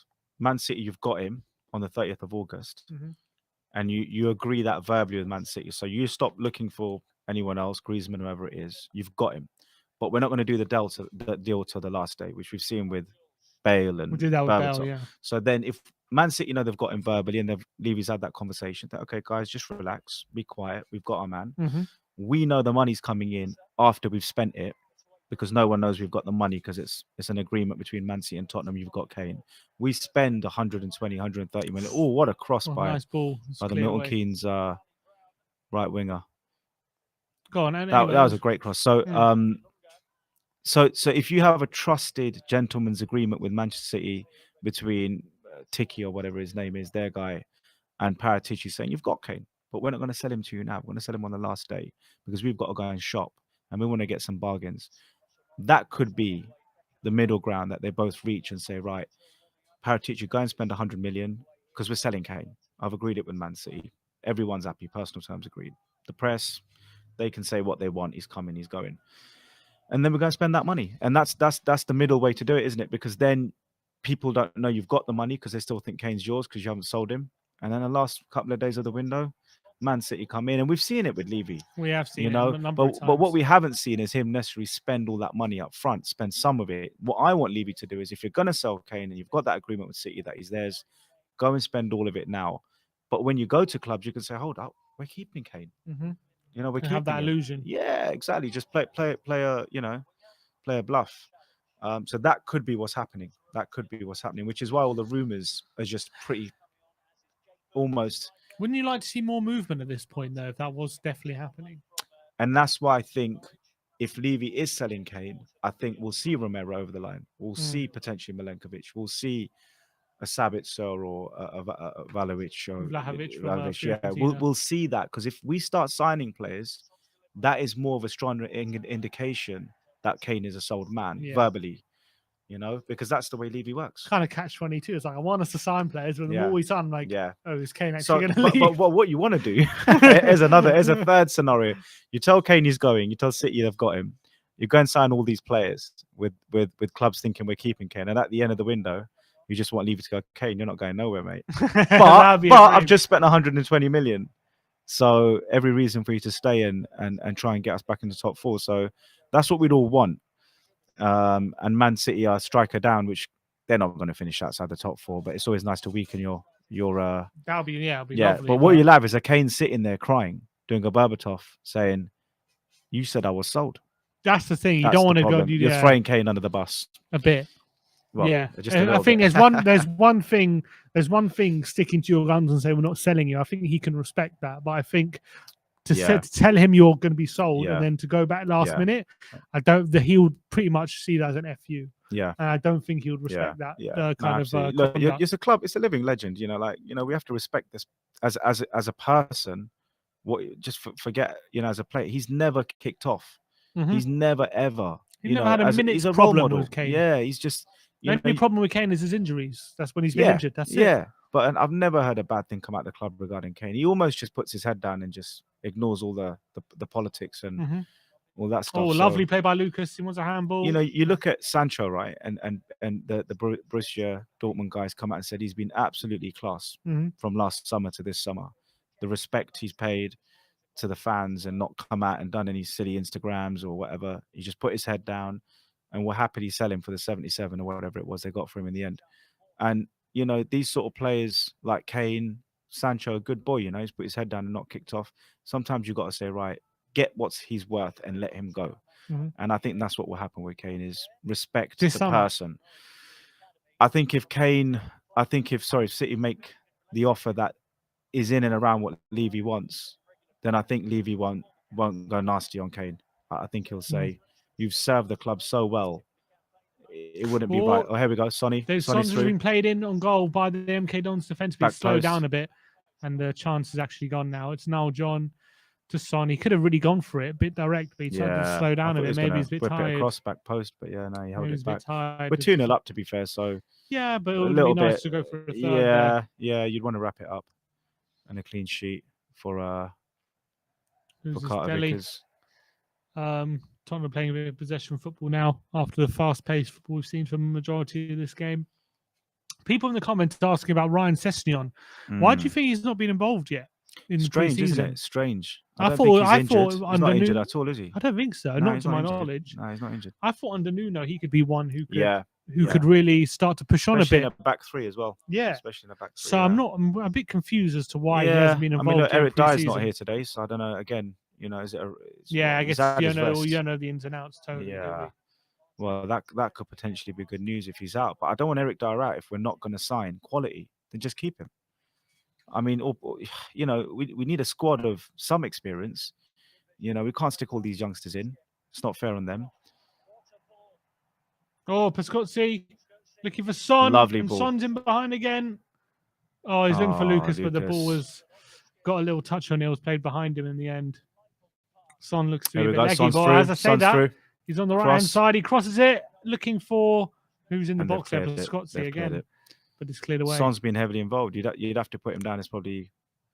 Oh, Dele! Lost the ball. Is he going to tackle the centre back? A foul. No, he's got it. Dele Alli to score. Dele Alli to score. Oh, what's he doing?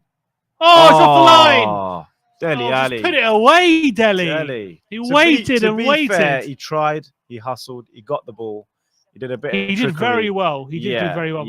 Come on, he won that all on his own. That was that's pressing. Fair play to Dele. That was not a foul. Little second to pull it back. But come on, now finish it.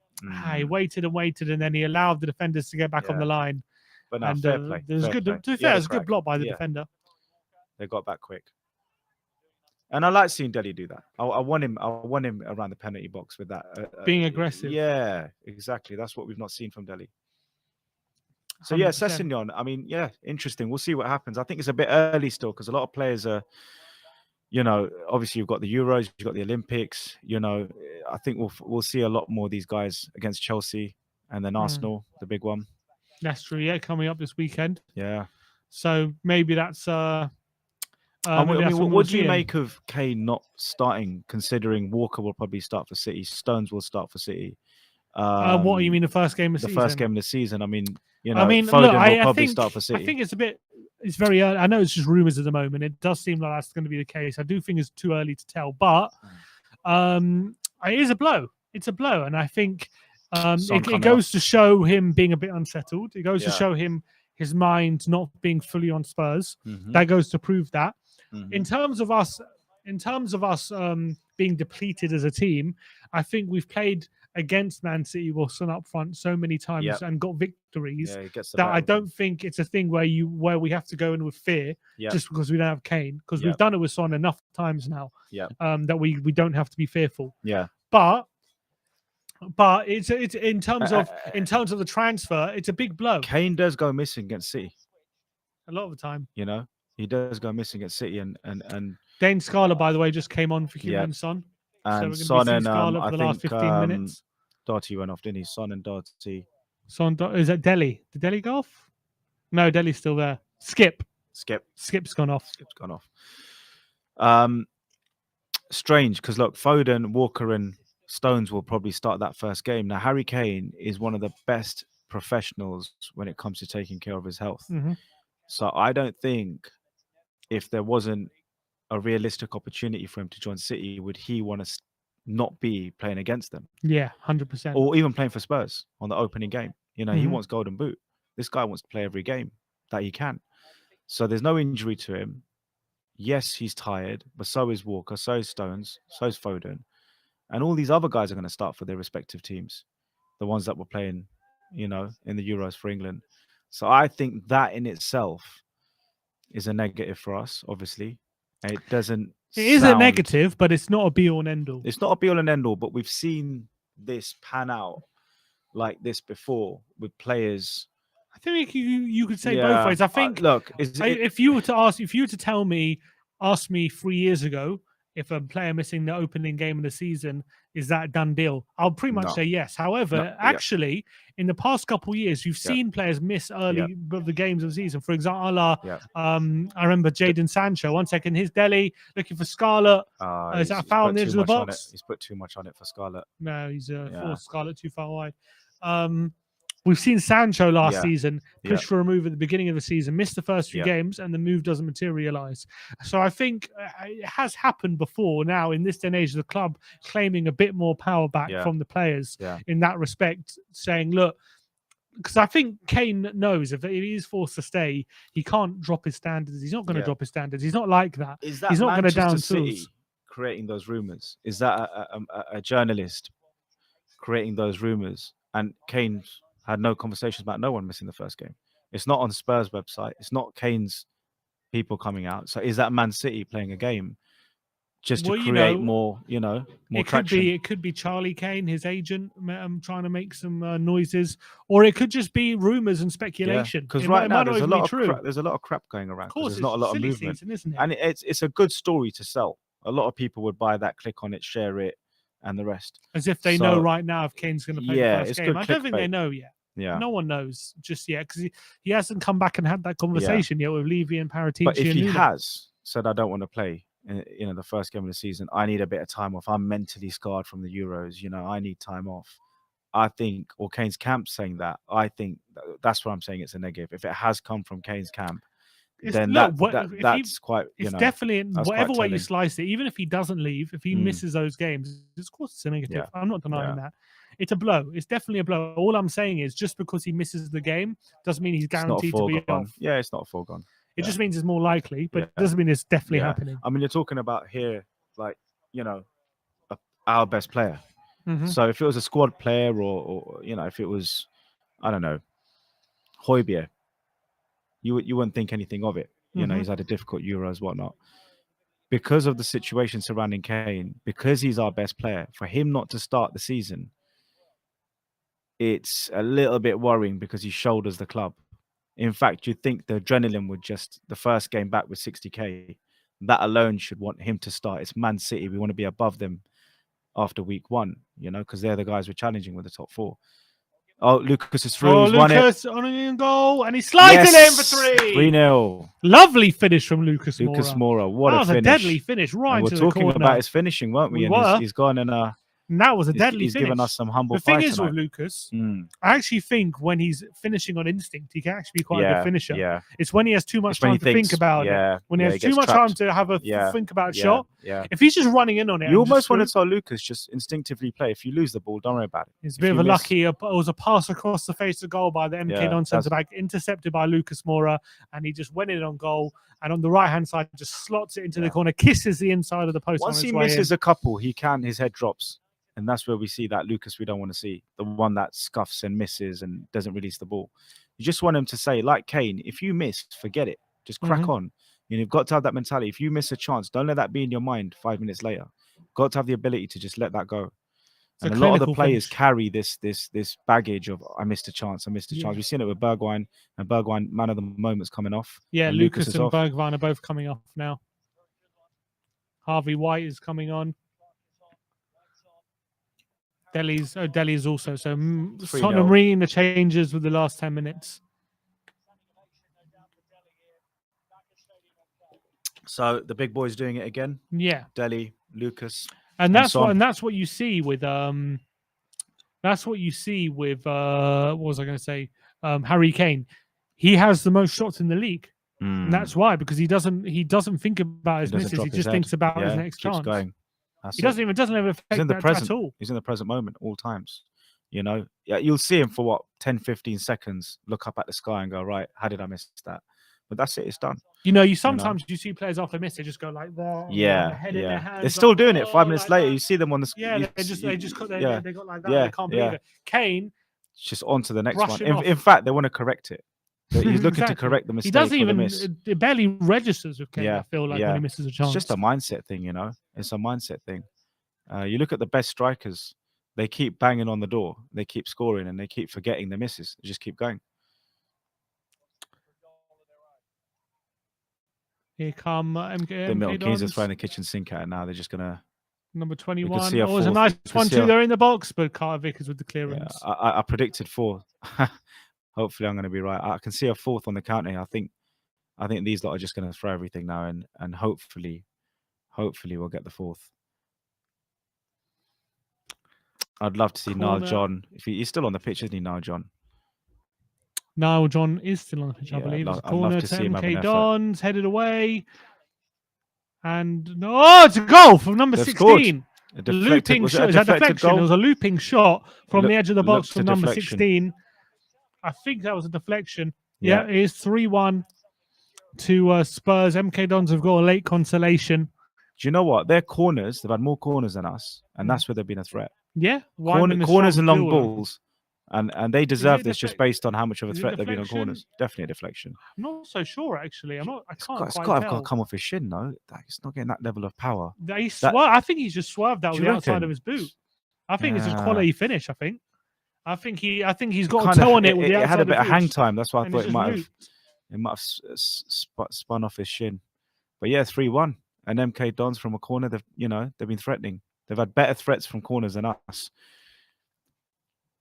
It was a lucky goal, I think, but Whiteman can do anything with it. Yeah, no, he couldn't. You can't blame Whiteman on that. It's well over him. MK Dons have a goal, and I think they've not played badly today. Listen, if you tried that 100 times, it wouldn't go in. So I think we've opened them up a number of times. So they've had a few chances, obviously, and there you go. It's just need to see this out now. The next 5, 6, 7 minutes. 3-1. I predicted 4-1. So I'm looking for 4-0. 4-0. I need a 4th. You're in, Sim. Did you put money on it? No, I wish. Cheeky fiver, mate. Here comes Spurs, and Davis has been cleared out. But yeah, it's been. What's your view on Lloris? He's got 1 year left. Yep. Obviously, we want to get some money from him, not let him leave us on a free. I don't think he's been a good servant. Yeah, I don't think he's leaving this summer. No. I think we're gonna. Who's coming on now? Another substitution for Tottenham. I can't quite see who it is. Number 43. I think Lloris, for me, I actually think he had a pretty good season last season. Yeah. I think people gave him a lot of criticism because he went through a period in January where he made a couple of mistakes against Liverpool and whatnot. But I actually think he had a very, very solid season. One of the most high performing goalkeepers in the league last season. He had a few clangers. Liverpool. He had a few, but some, you think about how many clangers you see Alisson and Ederson keepers make. are going to make them. They do. The best keepers make them. And I think, I don't think he's signed a new contract, but I think he's going to be in our number one this season with a view of Galini coming in the following season to take over. Alfie as a third and Joe Hart going out. I think Joe Hart's leaving this summer, but I think Lloris will leave on a free. He'll go on to a new challenge next season, but I think this will be his last season. I think he will stay. Levy rather shift him? Probably. He probably would rather get 10 mil for him or whatever it is. But who are we gonna get 10 million for him? I don't know. Yeah, I mean, he's worth it. I thought PSG were the only option, but I thought Donnarumma. PSG. Yeah, this is it with Donnarumma. So he's not going there. No. He's not going there.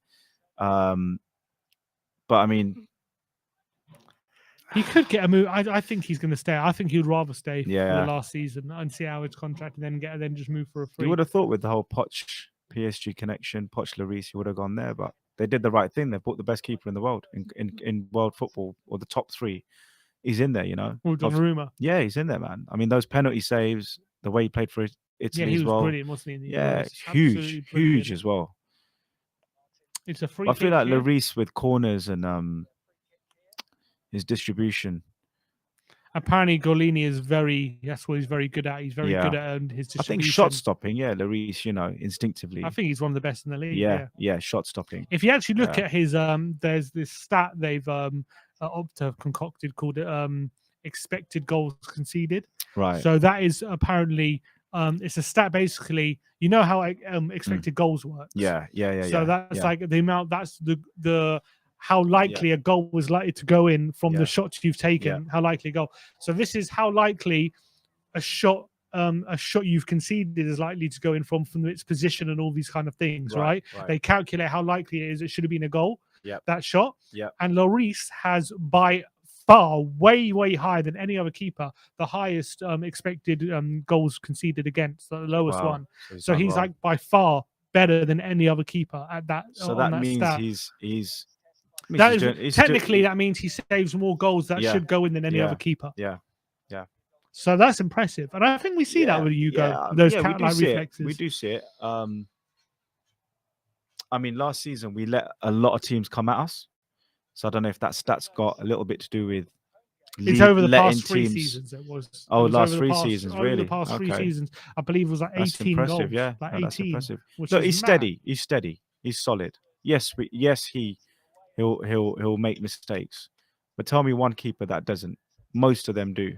Yes, your Manuel Neuers, whatnot. They'll, they're just, you can't fault them too much. But Lloris has been good. The only thing I would agree with in terms of you're right in terms of command of his penalty area. Yeah. It's not every time we've got a corner, I'm thinking, Hugo, make your mind up and go for it. Yeah, but he'll make. I don't think he ever comes and drops things. He doesn't do that. But he was a bit weak. Yeah, and sometimes he doesn't command the box and he doesn't in open play. He doesn't like to catch it as well. He likes to punch it. He always likes to punch. He does always likes to punch it. Yeah. So that's true, and his distribution isn't the best, which is true. And he could have gone on to be the best, but he's just not improved those parts of his game. Really, he's kind of pretty much stayed as he is. Oh, it's a great football through. Scarlett's taken the touch, but he's put it way too far in front of him. But he's got round the defender as a foul. Shame. Scarlett looking exciting and he's strong. To make an impact. He's he always looks to make an impact, doesn't he? Yeah, when he's on the pitch. Every time I see him, he looks to do something. Yeah, he's just got this. There's an aura about him. There's a positive aura about him.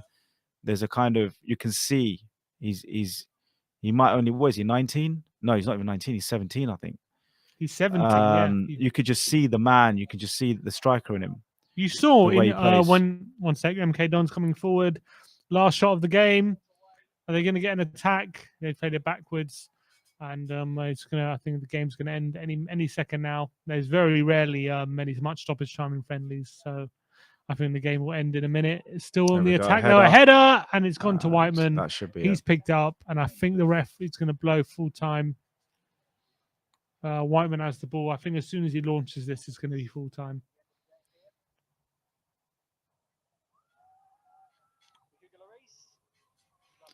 Yeah, look, there he is, Lloris. You know, he's There he is. you you can see how much he loves the club as well. You know, Yeah, he's he's been here Tottenham for a through long and through. time. Yeah, Another yeah, player where you're thinking if he does leave this summer, another one who he's done so much great things for us, but again leaves empty-handed. It's just such a shame. All these yeah, players who have been in our yeah, best Premier yeah, League era, yeah. and they leave it with no trophies and no nothing, Do you know, I nothing, wonder what the nothing. players think of Daniel Levy and the way the club's run, because I they think, they I feel it think, the most. I think we got an inkling of it when Danny Rose gave that interview. Right? Yeah, yeah, yeah. Because I think because he said in that Mm. interview he wasn't the only one in the dressing room who felt like Yeah. that. So I think when he said that, he was giving a bit of an inkling to the rest of us Trippier as well. that actually Yeah. they're not actually that happy with the Yeah, chairman. yeah, Despite I think, yeah, look, I think yeah. they like being at Tottenham. I think it's a good club to be Yeah, at. it's a nice place to Look, you to get go to work. But despite the yeah, fact what we complain about wages and stuff, Yeah. you're going to get paid more at Tottenham than like West Ham or Everton and Yeah. things like that. So you're in the top 6 Yeah. in terms of wages and getting paid. You're getting a decent wage. listen, you're getting in Champions London. League football at the time. You're in getting, London. You know, You get European football regularly. Yeah. So I think it's a good place to be. But I think the ambition, it's just not the most ambitious place, I unfortunately. think yeah. If you're like here we go, last chance. Still going, those 3 minutes added on here. If you're a player that backs yourself to be the best in your position, Spurs is not for you. Yeah. If you know, like Kane is, like Gareth Bale, Modric, these guys Because you'll never get the knew recognition playing for Tottenham because you don't win things. You won't Look at get the Kane recognition. last season. He should have been a shoo-in for Player of the Year. A shoo-in. Yeah, how he's not got that. He should have How been. If he's he was not playing got for Man that. City, he would have got How it. he's not He got would have that. got it if Yeah, he was because playing he for didn't win Man anything. City. Because he didn't win If he was anything. playing for Chelsea, he would Ballon have got it. d'Or, you're not going to get that unless He you would have win. got the Ballon d'Or You playing for pretty much have to Chelsea. win the Champions League to get it. Yeah. He's not going to get that. Well, he will if he moves potentially, but he's not going to get that at Spurs. So I think we're a nice cozy club where you might win something, but you'll get the perks of playing in London. Nice stadium, 60,000 fans. But I think and training but I think facilities. the players and the squad probably do get frustrated by how we do We've things always in the been market. that, Sim. We've never been what we've just described as Spurs. We've always been that cozy, yo-yo-y, come and make a living here, and you might win something, right? And it's always been that. It's never been anything else full time. All right, that's it. And Spurs continue their unbeaten preseason with a 3-1 victory over MK Dons. 1 goal from Son, a goal from Dele, and Lucas Moura rounding things off with a late consolation for MK Dons right at the end. But a good attacking performance. The forward players definitely look sharper, and they definitely look like they have a point to prove going into the new season. And there's obviously, with all the talk of signings and stuff, how important, how under the radar does it go? The fact that we need to improve the players that we do currently have, like Lucas and Bergwijn, and how much of a difference that can make. Yeah, absolutely. Look, that 25%, if we could, look at some of these players and add more assists and goals to Lucas, to Bergwijn, Dele Alli's a bit of a renaissance. Hopefully, we're going to see that. They're like mini new signings because you're adding, to the squad with more stats, more goals, more assists, more interceptions, more passes. So I think, the biggest job Nuno's got is getting the best out of these guys. And when we do add players, you have to give them time in the Premier League. So I think Sonny's got man of the match, hasn't he? You've got to give them time in the Premier League. Is that 2-2 since signing his contract? Was this his first game since signing his contract? His first one? Might have been his first. He might have just signed it the day after. The day after the last one. Yeah, after Colchester. So it's 100% record of the new contract. Yeah. So we need to see these players like Dele Alli and Lamela. Sorry, not Lamela. Lucas Moura, Bergwijn, who've been there now long enough to say, we'll carry this team forward now. They're not newbies anymore. Dele's not a newbie by far. Son's done that. He's gone from newbie, shaky first start to carrying the club. I want to see, the players that we've seen today. Yes, MK Don's friendly, great, nice, picked up your wages. But I want to see you carry this club now forward, because how many leaders have we got left in the dressing room? Toby's gone, Jan's gone, Lloris last year, out, Harry Kane might be gone. We need these guys to step up and take this club forward. My worry is some of them just want to pick up the wages, and it's work, and that's all it is. It's not a passion. It's not there isn't an emotional connection to the fans. Yeah, you just want to see players like Dele just take responsibility. Yeah. That's what you want to see. Yeah. And I want to hear them say hiding. it. I want to actually hear them say, this season, I want to be, at this time next year, I want to be player of the year, fans player of the year. I've been here long enough. Whether it's they don't back themselves, whether they don't think the manager's going to do it for them, or whether they're honest enough to look in the mirror and say, am I doing enough? And I worry that we're running out of leaders, mate. I really worry. And these youngsters, you can't expect them to be leaders. You know, you just can't expect new signings to come in and be leaders. There's got to be the players that have been there 3-4 years. They're the ones that have to lead the club because they've been there long enough. Completely agree. It's their responsibility. But look, at least today, I think they showed good link-up play. Lucas Bergwijn, Son and Dele. They did link up very, very well over the 90 minutes. So that was encouraging. Hopefully, they're gearing up for a big start to next season. They look like they're firing out the blocks in every friendly at the moment and looking to prove that they want to have big seasons. So look, it's not the first time we've seen that, but hopefully it can be a big difference right now. Son's obviously just doing an interview with Spurs TV as we speak. He's looking happy. And, you know, a lot of people were saying they were surprised that Son would sign the contract and that they were surprised that he would commit himself when we're not ambitious. But look, he loves it here. He's in love with the club. And I wish we had more people like him who just absolutely love being at Tottenham. He wants to see Spurs back in the Champions League. He's one of a few players there that really want to see us back. He wants to play in the Champions League. Dele should be one of them. Bergwijn's been there long enough. You know, Mora, all these players should want to see us back. They should want to hear that music, you know, when they walk out on the pitch. And I feel Sonny's one of them. Is he a bit deluded? Is he non-ambitious? I don't know. I think he's a player that works on emotions, and he's found himself a great place to do what he does best. It's home for him, and maybe he just believes that we can get back in the Champions League. Maybe he's positive, and you want a bit of positivity. We don't want everyone to be negative because that creates more negativity. You want people like Sonny to say, "Look, you know what? We're here now. Let's try and get back into that top four." I do feel sorry for him because I think he deserves to be at a place where he's picking up major honors for the level of, I mean, you know, him in another team, and people are talking about him in even a bigger way. Just because he's at Spurs, he gets loads of recognition, but you put him in a super club, you know, and you can see him and his whole reputation going to another level. We're so lucky to have him, and good signing of the season so far. Definitely, for me, definitely. Well, I think that is it, everyone. Thank you, everyone, for joining us. It's been a great game. It was a good game of football for a friendly, especially. A lot of them could be boring, but definitely wasn't that today. Spurs end up 3-1 winners here against MK Dons at Stadium MK. It was a good goals, good football, fast-paced, and it was a joy to watch. And thank you, Josh, for joining me. Absolute pleasure having you on as always, mate. Thank you. I hopefully see you over the season more often, but definitely back. Yeah, no, thanks for having me. And Ben, your seat's nice and warm, so you can have it back now. And obviously go over to Spurs Debates TV. Yeah, I'll be doing some more streaming coming up now. I've had a break because you need a break. And I don't know how you boys do it, you know. Credit to... Well, we were just ill for the past couple of weeks. Really? So that's why you saw us recording from home. So maybe maybe we're having a bit of an enforced break. Take a break. Tough. Let these boys have a break. But no, I know you love the club and you guys live, breathe and eat, you know, everything Spurs. So, yeah, great to be here, mate. And it's some setup you've got here behind the scenes. Very professional. Thank you. I feel like I'm in the Sky Sports studios right now. Amount of lights and cameras and action. Yeah, thanks for having me again, mate. I look forward to coming back and come on Spurs. Going to see you a lot over the season, I'm sure. Cheers, Josh. Going to see you a lot over the season. Well, everyone, thank you, everyone, for joining us. Thank you for liking the stream, interacting in the comments. Thank you for all your super chats. Thank you for being with us for Spurs' 3-1 victory of MK Dons.